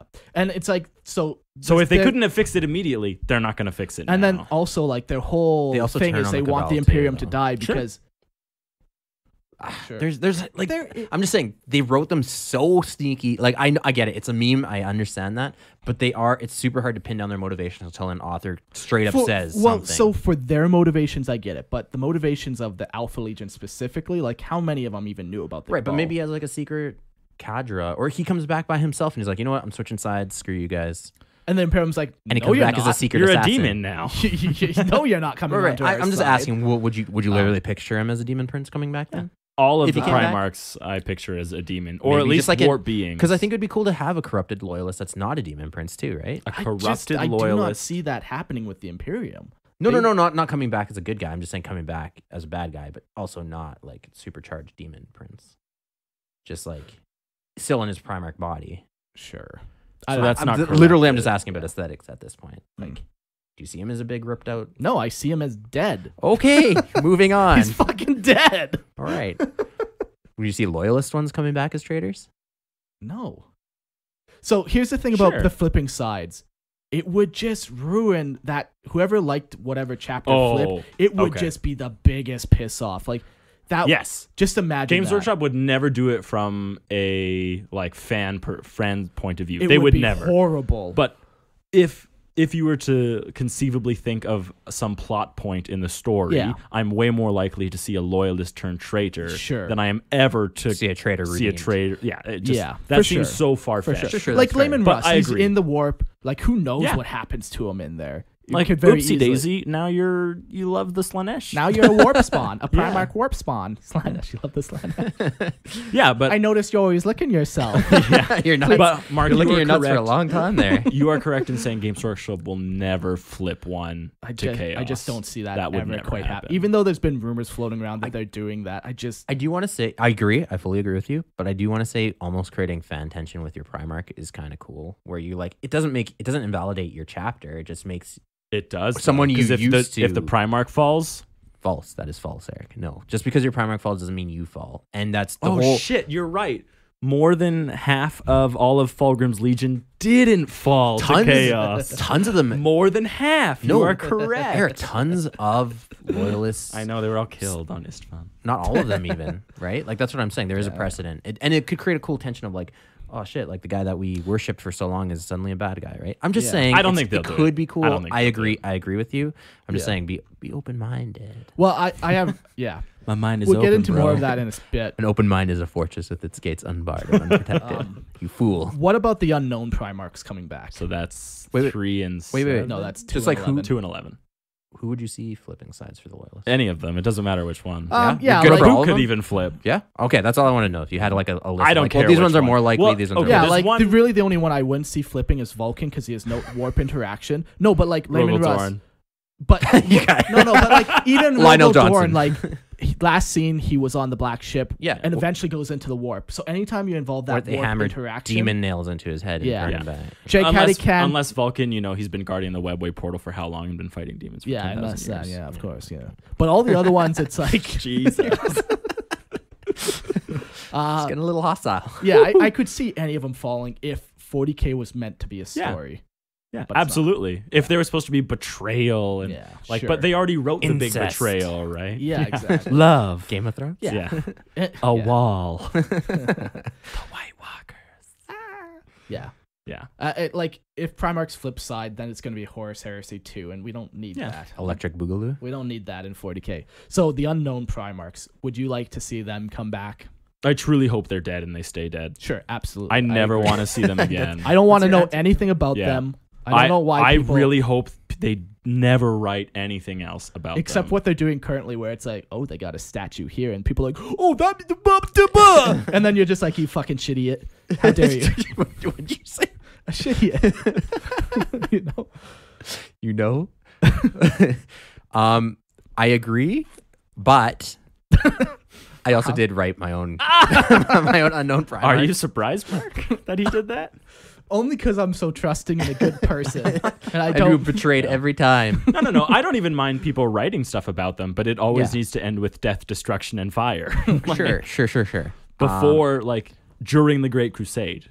They disappeared during the Great Crusade. Right, Let's yeah. be But very clear yeah. about It's that. kinda They c- did not exist in M32. Yeah. I just like to think. Now, again, I agree. They should be left. The reason they exist is so people can create their own chapters with unknown origins. That's why they were made. Yes, that was 100% why they were made. Originally, that was, but The I think intention. over. Right. I'm just saying. As soon as they add the fact that they've been disavowed and everything, Yeah. Right, Like, but it kind of removes their whole thing was good until they started releasing in 2007 the Horus Heresy and they series. started Yeah, it giving started more saying- info and more info. Yeah. up until then, it was good. Yeah, Sure. because it was more unknown. Yeah. But now it's more of a no, something terrible and bad. Yeah, actually and I think it's happened. important for 40K to maintain some of its secrets. They're revealing so much, and it's killing it for me. And sometimes they reach too far. It's like, oh, do you know why Ultramarines have red helmets? It's because in the Horus Heresy, this guy had blood spilled on his helmet, and then he was that's literally a thing. Yeah. So they go too far sometimes. Yes. I thought you loved that kind of shit. Explaining things that don't need to be explained.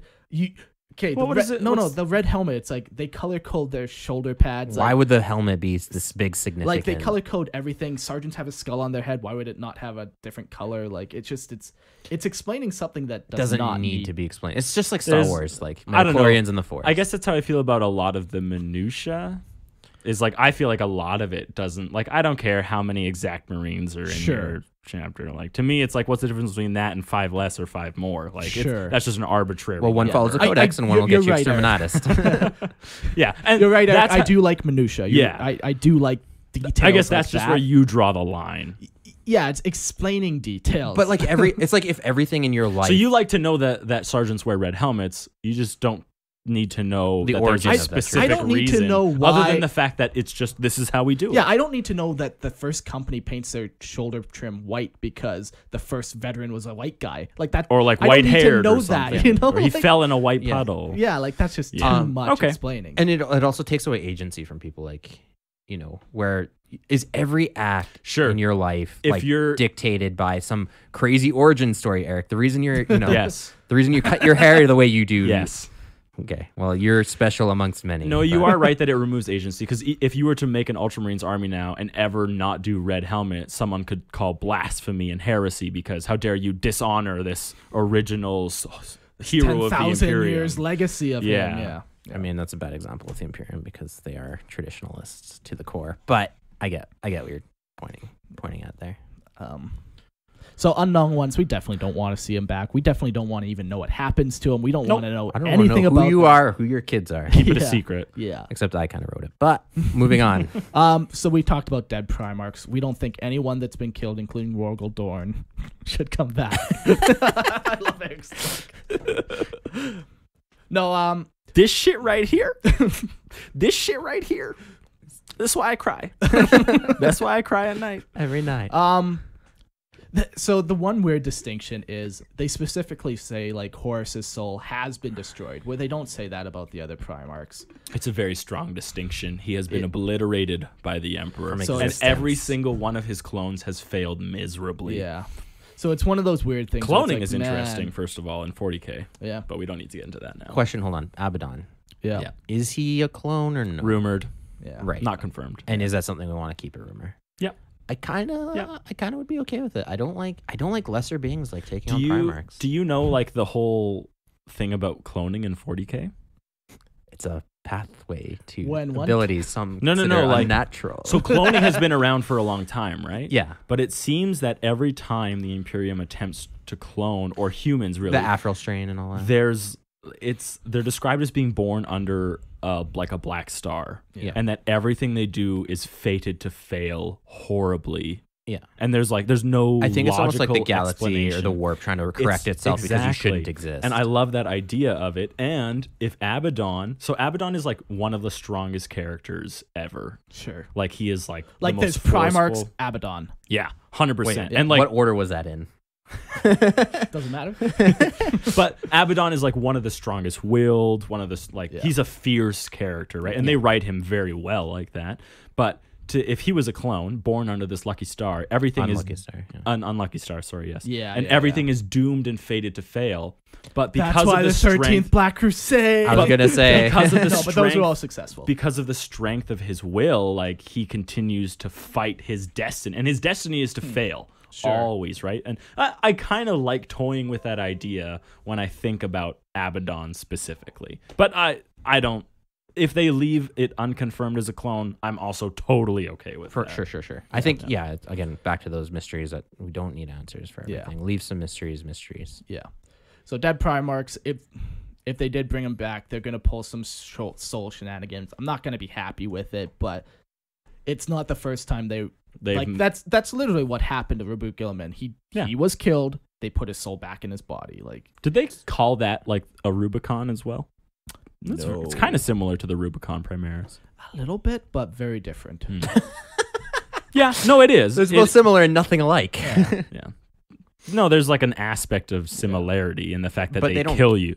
They kill you. They kill you and pull your soul back into the Not Primarch's soul, body. but they shock your body, and you have to be able to drag yourself out of death. Oh, okay. Yeah, Yeah, they 'cause actually kill They you. have to kill you to rip open your thing and do all the You organs know we can and do stuff. chest surgery like in modern times without No, killing no, our but patients. like they're all fused, and you have to go through like their fused rib. It's cage. very Our clearly rib stated, cages can be Christian. sawed open. Very It's very clearly okay. I'm stated just saying that that's they kind of kill dumb. you. That's all I'm saying. What But what about dare you Primaris get your is medical not- science wrong? No, what I mean, what else about Primaris to hate, right?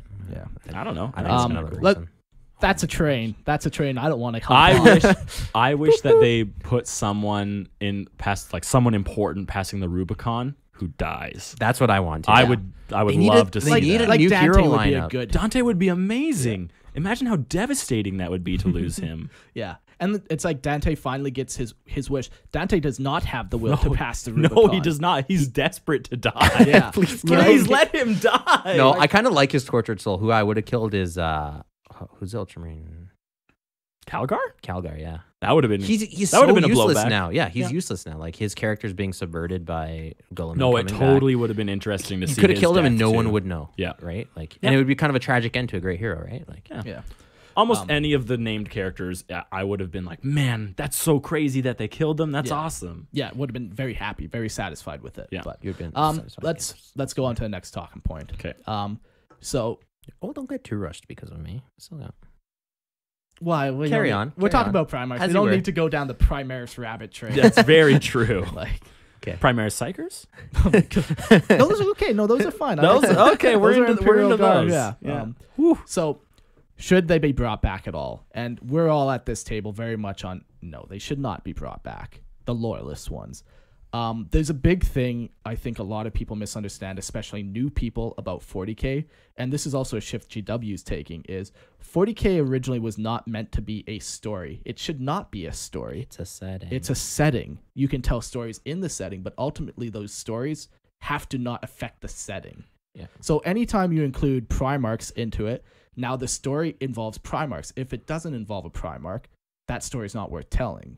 So every story we get about the Imperium, It makes everything super small. exactly. Right? Now you're telling the It's- stories of individuals, like not like the greater struggle of the Imperium, and the Yeah. narrative of a small cog in a big machine. Now you're talking about the freaking like The person who's steering the boat. right, exactly. So to me, bringing such big characters like that, it just makes it so if it doesn't involve a character like them doing something, It's pretty a real- inconsequential. Yeah, and then what ends up happening, and this happens twice so far, is you get Reboute Guilliman, because you have to have him in the story, and then Magnus comes back, and they fight, and all is well. No, there's no consequence. Neither one dies. Neither one gets affected. And they keep doing this. and then he fights Mortarion, and it's the same But to make thing. it have consequences, writers will throw in like they lost 500 worlds. It's like that. but doesn't in matter. in a galaxy of where humanity controls more than 1 million worlds. yeah, and you stole So- from like what could have been 500 battles and 500 stories of individual, chapters of the and foot guards soldiers and the yeah. slog. And now Yeah. just we only care about the duel between Guilliman. Yeah. and one duel, There's- one fight, right? like I'm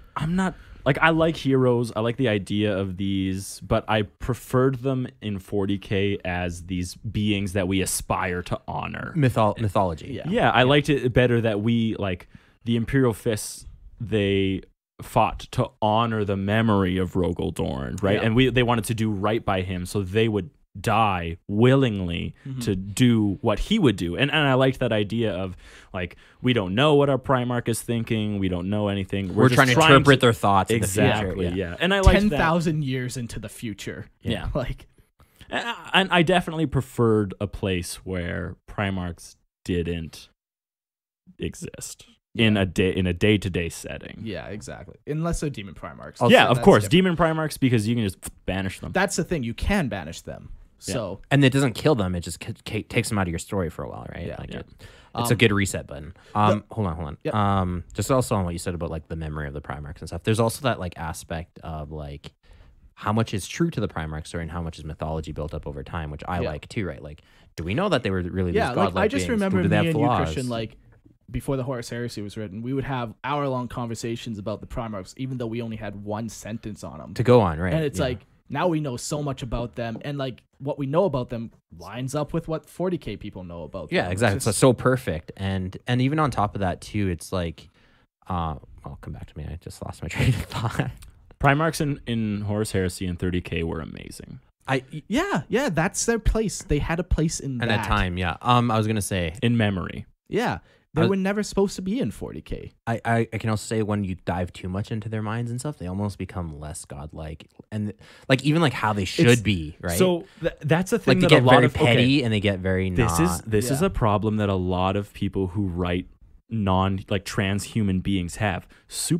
And I know you like Superman, but just hear me out.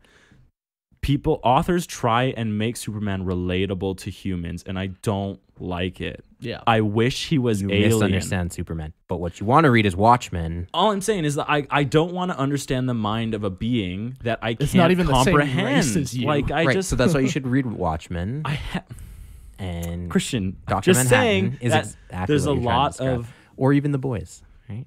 I'm just saying that it seems to me like a lot of these really like beings that exist beyond us are attempting to be written as if we should relate to them. Yeah, I don't yeah. want to Literally relate the to point of Reboot. Superman. Yeah, we should not. I don't want to relate to Yes. Superman. I can't relate to someone who can bend things with his It's mind. Superman trying like- to relate with you. But that's You're different. missing the point. But yes, I agree with what you're trying to say. Is like, yeah, why would a Primarch care about this petty thing, right? Like, it doesn't matter. The worries, It shouldn't matter to him. things that go through their mind should be very alien from Yes. what goes Yeah. through my mind. Yeah. Like we think on two different planes of existence. And I agree with you. I Their agree with you on that- understanding that of level. like the universe goes beyond my understanding. Yeah, they're not even shaped by childhood in the same way. Like they're turn full grown in a year type thing. Like Yeah. they don't. Yeah, they're just completely different than us. and even like the information that they can go through their head, right? Like Yeah. they're, Like, yeah, how analyzing all much data possibilities, inputs can they Like you don't think that's going to access? change the way you interact with the world around you? yeah, Right? but yeah, And- they're always written as these like petty, Human, silly, very human. Yeah. Yeah. And I- they're not even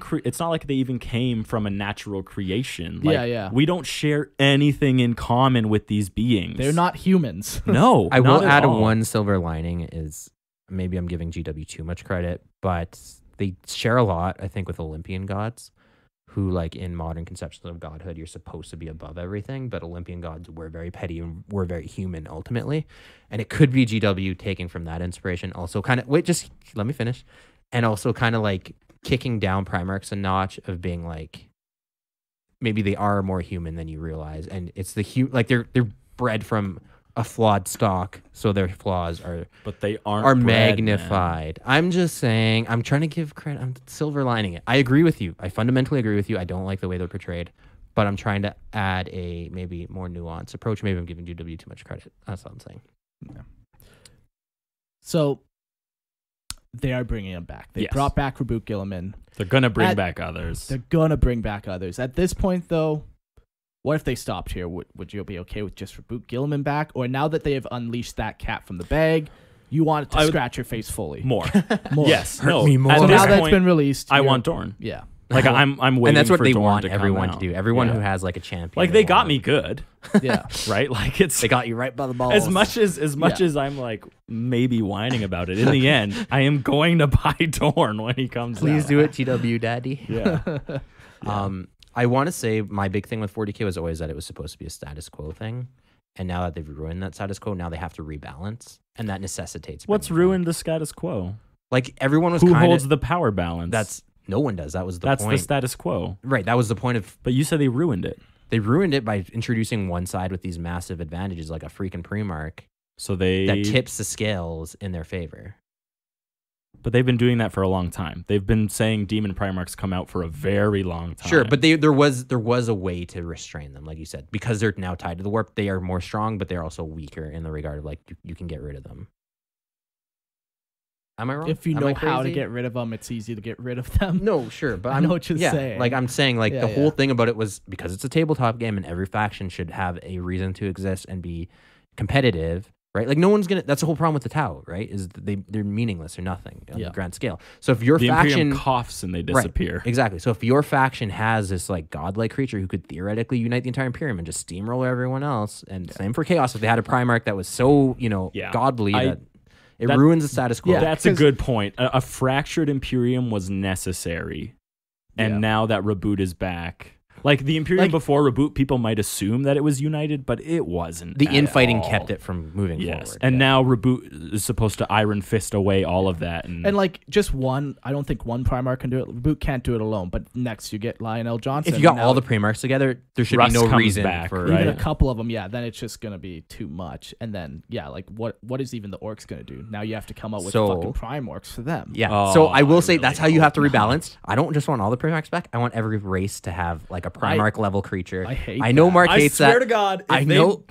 I want a Primarch. I want Ugh. some Eldar god to be fully realized on tabletop. I want some No, kind of. I Kane, want the Silent King to come don't back you as a dare. god mode Don't you type dare. character who's like on the Primarch level. No. I want. So you your need logic- the Xenos factions to be competitive because now they matter even less. If the Imperium, if your whole problem was like the Tau thing, now it's just a duel between Chaos and the Imperium. They're now Yeah. the main characters of the story. Screw every other faction; they're just side characters. Yeah. But now you bring them all back on the table and you rebalance. That's how you Tell do it. that to the immortal Necron, you son So, of a bitch. so it's like you have to do that. But that's That's not what I want. Right.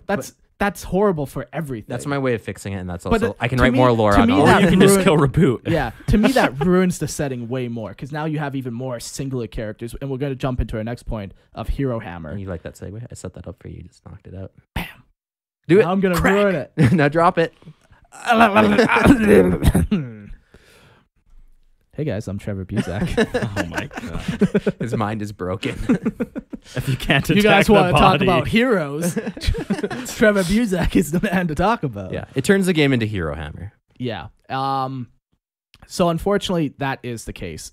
Every story has to involve one of these big heroes, and it's always a hero versus a hero. And the game, Yeah. the only thing I don't like about 8th edition, we rarely talk about rules, but the only thing is everything is so dependent on the singular hero that you bring in your list, and then he buffs everything, and you turtle around that guy. Like, this is definitely more of a game mechanic that I hate than like even a storytelling one. I'm not a fan of it. Yeah. You hinge everything on that. Instead of being a strategic game, like, no, I brought an extra tactical squad because they're going to do this, and I brought a tank to do that. It's like, no, I'll just buff everything with my hero, and it's all okay. Yeah.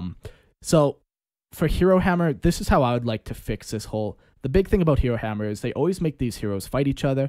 Marinius Calgar fights Abaddon. Do you know what the outcome was? Nothing. 'Cause Nothing. You have to We maintain did the it. status quo. Good job. Good story. Remember how Vigilus was so important, but it's not. It means actually. nothing now. So this is how I would Hero Hammer it. I would make when I would write books. I clearly am not an author though. When you contract people to write books Yeah. for you. I would write a book about a hero that never interacts with other heroes, and at the end, like, you kind of know the hero's gonna win, or he's gonna die. One of the two. But whoever he fights is never supposed to be the focus of the story.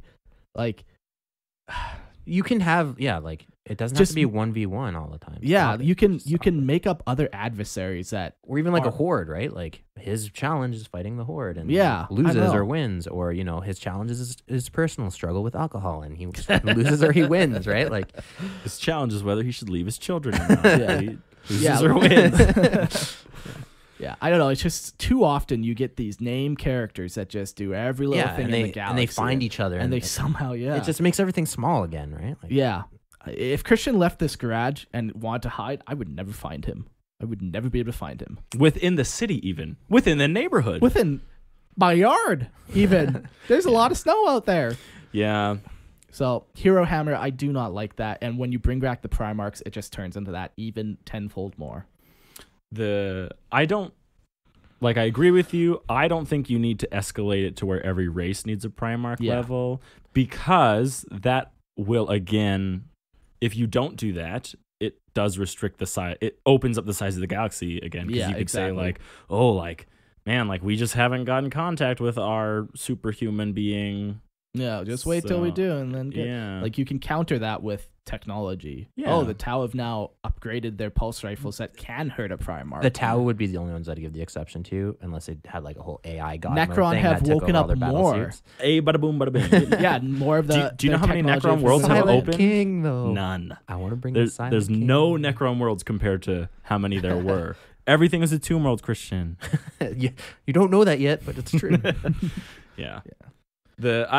I'm I'm saying not- I'm every not a fan faction of should Hero get their Hammer. cool model. I know, I'm not either, but I'm Yeah. just saying It- now that they open that can of worms, you got to give everyone what they want. No, If you're an put orc the can player- back in the box.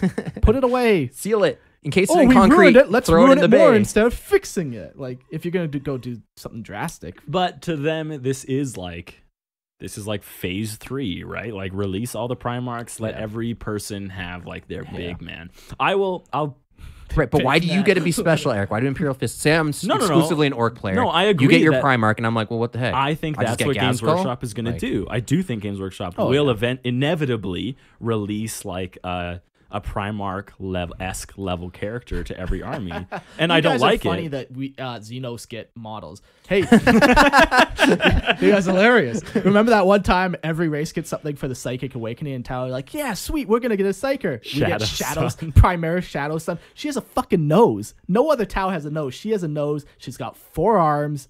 It's fucked. I'm not super keen. Her on nose that is model. a psychic. Off-putting. It's a Oh, it's a Psychic Beacon. it's a psychic beacon. Yeah. It sniffs out the psychic powers. We're not getting shit. That's what I'm saying. Yeah, I'm sad. I just made myself sad. I just Oh my God. re-listened to our first episode, Oh yeah. and at the end of it, I was like, I hope every episode ends with just a feeling of despair and everyone feeling really crappy and terrible. You got your wish, Eric. Yeah. No, Hero Hammer isn't my thing. Yeah. I wish we could go back to the days where like bringing Calgar was a big deal. Yeah. And it was like, And it oh wasn't my, like, strategically a good idea all the time either, right? Like Yeah. you're investing a lot of points and energy into one thing. If it gets knocked out, you've screwed the rest of your army, right? Yeah. Yeah, the one thing too, like back in the day, they used to have it. So if you're doing a 1,500 point list, that's the only time you could bring Calgar. 1,500 and above. Yeah. And it makes sense, even lore wise. Why would Yeah. your commander go to a small skirmish with nobody around, right? Yeah. Like, no, if he's taking the field, he's going when things are serious, right? They also had some cool rules too for like really making your own like chapter masters or captains, and even giving them yeah, special it's not rules. it's not just outside a of simple war gear. Yeah. And that's the thing with what's fuck? Has it been that long since I've played that I don't know what fucking oh my god. Headquarters, No, what did detachments Turtles. give you? bonuses, CP. child. No, they give you what? CP. Child. No. What? command Damn. points. Command points. I don't even play.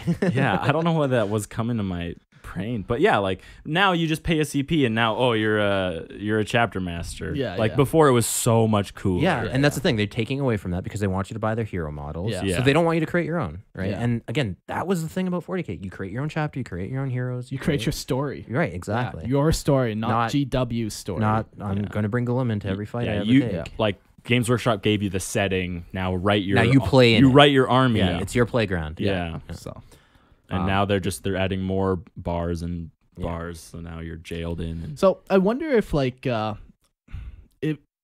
all very much have a very similar mindset on all this. Is it just because we're old players? I'd be curious to see like People Yes. coming into yes, this. I know breakdown. many. I know many people that are super stoked to see like the rise of like the Skywalker. Silent King. So I'm in like a couple like Necron Facebook Yeah. groups, right? And like it probably once a month you'll see a post that's like, oh man, like how cool is it gonna be when Yeah. the Silent King gets a model? They're going to be very disappointed. And well, that sit down, pup. I played old Kron. You There's- got that guy or what? but there's an aspect of that, right? Like there's two reasons. Like one is I don't want it to turn into Hero Hammer more Yeah. than it already is. And second, I know whatever they do, we're Xenos and we're gonna be disappointed. Right? So to me it was better to leave it away where I can't be upset by what Games Workshop is gonna do. But that's just how it is. You're right? protecting Like, yourself from being hurt. Yeah, Yeah. I'd rather none of us had it and all of us were in equal level of disappointment. Grimdar. It's in real life now. Yeah. Yeah. Um, So Yeah, I I'd see a like lot to- of that. And so a lot of people are waiting for and expecting like these Yeah. bigger, brighter things. And Yeah. it is very different from what here's Yeah, two I just things. wanted that breakdown. Sorry, Christian. I just wanted that breakdown of new people compared to old people. Of like, are all the old people kind of a similar mindset with us? Hmm. And it's just the new people that want to see these new things because they don't understand what 40K originally was meant to be. But or at if that we're point, just salty cunts. well, yeah, I at that don't point, know. are we just not adapting with Exactly. how 40K, which is an evolving game? Yeah. Are we not adapting? just stuck to in what the it Yeah, is? so past. I'm curious that breakdown. So you send us some messages. It's going to be column A, a little bit of column A, a little bit of column B. 100%, we have the nostalgia feels for what it was like back in the day, and we struggle to adapt to some of the newer things that maybe are good ideas, and we just liked it Can't better. see past it. And then there's also going to be some perspective that these new players are missing because we've been in it for so Yeah. long, right? So that's exactly what I was going to say. Is it's hard to say with new people because if this is all you've ever known, if you've been fed shit your whole life, and you loved it. right, exactly. Yeah. So there's an element to that. you It's got a like- taste for shit. Yeah, you you're a know? little shit goblin now. You love it. A shit idiot. So again, going back to that, it's like, well, if they didn't know any better, if they never had anything different, if Warhammer to them was always Hero Hammer and Guilliman was the first thing you saw Exactly. walking into the Yeah. store, Yeah. that's all you've ever known. You haven't Sure. known a place of longing or like, oh, it would have been cool, but it's better to leave that a secret, right? Yeah, The secret's already out. You can't undo that. You can't go back. Right. Sure. So that's it's hard to say on that front. And then the other front is like even us are susceptible to I want a hero for Chaos? my faction. Yes, Oh. everyone's susceptible to chaos. Well, No, not right? everyone. Like as much as you hate this, Great night. Great nights. Eric, as much as you hate this, you're gonna buy. You said it yourself. You're gonna buy Roboute, I am. right? Yeah. I'm gonna buy stuff that I don't want to buy, but I have to because I'm compelled by GW. Well, you've been that way for a long time. I, Trevor T. Buzak, will never buy a Primaris model as long as I live. But Mark might. He might. He's a crazy man. But you see what I'm saying? Okay, Like yeah. even No, with it's all, for sure. we rattle our swords and get so angry. Like if we stood by this, you know, you'd be like, no, I don't want it. I think it's so bad. No, I don't want it. But like Even on the here's the thing. aesthetic level. Aesthetically, if Rokutorn is released, it is going to be a phenomenal model. Right. And even on that level, you will Unless he buy it. comes back in a wheelchair. No, they just release an amber coffin and then you put it on. I do like some of those memes where it's like, here's your sanguineous model. It's the coffin. Those are fucking classic. Those are good. Yeah. No, I will buy it. I Right, will. exactly. So as much as, you know, Because I also know in the grand scheme of things that my abstaining from buying is not affecting Games Workshop's decision. You mean what You're I've a been doing my corporate whole slave. life? Doesn't matter? yeah. That's Fuck. very true. They Mark. don't know that Yes. I'm not spending as much as I could be. Yeah. They have so much untapped potential. I do. Yeah. So while I do, yes, rattle my swords, rail and wail and gnash my Right. teeth. And how in many the other people end, like you are the same, right? Yeah. They're pissed off at you. Oh, I'm going to buy it anyways. I'm not pissed off. I'm just disappointed. You know, I'm not angry at Games Workshop. I'm just just like my just dad. disappointed in them. Yeah. They created this like massively amazing setting, Sandbox. and then That's to build They- our sandcastle. they put up a castle that I can't tear No, down. no, they let a cat in and it shit in the sandbox. And now there's a section of the sandbox And the you cat's can't name, play in. the cat's name was Matt Ward. Actually, the more I run across his name every once in a while, Yeah. and it seems to me that every single time it's like, you know, it wasn't that bad. That's funny. No, it was pretty bad, some of it. You just got to look at what's happening today. Yeah. Comparatively, yeah, I guess it wasn't that bad. Yeah. He did Nukrons. Yeah, great addition, honestly. I didn't like it at first, but it grew on me. Yeah, and that's the thing, right? Like that's what I want to kind of point out is like people always accuse you of being nostalgic, right? And this because we're on a Star Wars podcast, this is kind of like our focus is like, Yeah. oh no, you're just salty, you hate the new stuff because you were just addicted to the old stuff. Yeah. But there's quality. Yeah. And quality is often lost, especially with like all modern media, Yeah. where they re-releasing like, oh, you don't like the new Terminator? It's because, you know, you're just yeah. salty for the old stuff. And it's like, no, it was just genuinely bad. Stop doing bad things and maybe you can get back your He customers. means But what? that kind of goes against what Mark was saying, though, because What? Mark was saying he disliked the Nukrons originally, and then eventually it came back because to him. they were good. That's my No, point. Is but they the released fact- something new. But the reason he didn't like them originally, even they're the same good originally as they were then. It's just he got over his saltiness of nostalgia. No, because that's not all it is. Because First the, of all, if you the guys new don't Kron- tell me how I feel. No, and you how will I- listen. Exactly. Eric and I are gonna fight for your soul I'll go right sit now. in the blue chair. No, and that's exactly my point. Is if something is quality, it will stand out, and people will inevitably like be won over But by the it. reason that you railed against it Maybe in the first that place might be true. That might be true. But again, like the quality. The reason Mark hated it, Mark, you Was it you shitty liked quality? it after you read it. Exactly. Right? You My didn't original even thought was a bother. knee-jerk reaction. Like that's not what the Necron. But then I read like, oh, that's actually pretty cool. Right. Like So he I ta- like he that actually tasted concept it, and- right? Yeah, yeah. So again, almost like you should experience things for yourself. it's a different conversation for a different time. But what I'm saying is Yeah. like people are often like sold garbage. They'll buy the garbage and tell themselves it's good, and that because they slap a label on it Yeah. of your favorite thing, and they disregard quality. And quality is a genuine thing, right? Or what something was also a genuine thing. And you can be mad about it. You can mad that like Rogue Trader changed to 40k. Yeah. And Of 40K. course, yeah. If you were like, man, like I loved it back in the day when I- Tigurius was like And you an, know what? elf, An an Eldar, Eldar, yeah. baby. I, Yeah. I saw a huge thread come up too of people like being nostalgic for Rogue Trader and talking about how like goofy old 40k was and like how it was. What's the word? It's like when you make fun of something. Satire? Yeah, it was like satirical, and they're like, we miss the satirical aspects of 40k. So Yeah. people are like, the Grimdark is good. I like the new Grimdark. Other people are like, no, I like the satire and stuff. But I know for me, I have to be careful But that that's I don't. a shift in mood. That's not like, what if the Grimdark was just bad, badly written, badly played? It was bad Maybe rules. it is, was bad all and around. we've just been fed it our whole lives. All I'm saying is, I know for me, I just have to be more careful not to judge something based on nostalgia alone. Yes, and Sure. And that's fair. I need to judge it for its actual content and why is this being released. And a lot of times, which is frustrating for me that I found out with Games Workshop, is it always comes down to we just wanted to make more money. Yeah. And as frustrating as it is for me Yeah. as someone who consumes them, it also means that they're going to release more. So But that's everything. Like you Right. play the Halo games, and eventually they're gonna reach a point where the Halo games are just shit, and I they're just can't wait pumping for stuff us out. though That's already to happened. happen with Lorehammer, and then we'll be rolling in the money. That's the trade. That's the point, right? You So sell then you have all your yourself off. addicts out there that are going to buy it and listen to Yeah. it anyways, even though it's nothing Yeah. like it used to be. But all I'm saying is that I know it's something I need to be more careful of, is making Sure. sure I judge But content as outside of the box. But as also possible. saying that you know something is intrinsically valuable because because of not nostalgia is stupid too. No. Yes. Right. But, Like something can still be bad, and you can say Yeah. it's bad and be in the right saying like this is the bad. and I hate it. Mandalorian, like is. I don't know if it's objectively good, but I know for me, I enjoy it because of the nostalgia it gives me.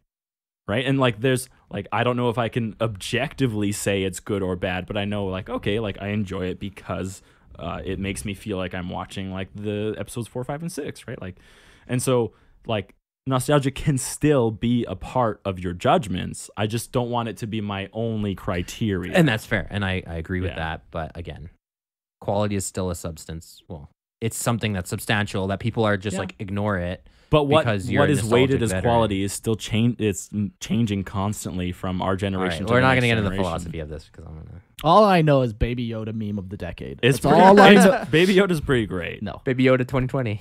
I do enjoy a good Baby Yoda meme. You know, one of my favorite ones is he's holding a spatula, and it's like when your husband is cooking your chicken tendies, and you're just standing there with your spatchy spatch. Anyways, and on that note, guys, thank you for listening to our Return of the Primarchs. At some point, we'll probably go back and talk about Actual our, Primarchs. yeah, in a real episode. Yeah. Yeah. Thanks for listening, and Support us on Patreon. Do it. do it. Do it now. Seriously, Do do it it. now. If you just listen to us for 2 hours talk, go give us $1 on Patreon. $1 a month, $2 a month. It goes $30 a a long month. way. Yeah. So please go do that. If everyone did it, Yeah. we'd be We'd be rich. Just make those checks out. to It's not Christian about being at- rich. It's we want to do more stuff. And in order to do that, we need to be rich. That's right. So it's We're, the we're not going to catch-22. solve world hunger if you guys don't give us money, right? Exactly. For So $1 a day. please honestly consider donating. If you've listened this long, like look how many hours we put Support in. us. Please support us. Yeah. I got to run to a thanks for job listening. right now. We're cutting this short. Okay, sweet. Wait. Hold on. Oh, I don't know. If That's the problem. I don't know if you were pressuring people or if that. Yeah, was no, like- that's it. Like I have to go do a job. This podcast could have been another 2 hours, but unfortunately, I got to go work. Oh, wait, Christian, we didn't have that. Oh yeah. he's- Okay, sorry, Christian. You're not. You the will never podcast. be getting paid from In Lorehammer. fact, you should subscribe to our Patreon. That's because- right. You owe us for the content we've given you. Hey, yeah, this son of a bitch probably hasn't given us any money. Quick, I got to go. Bye.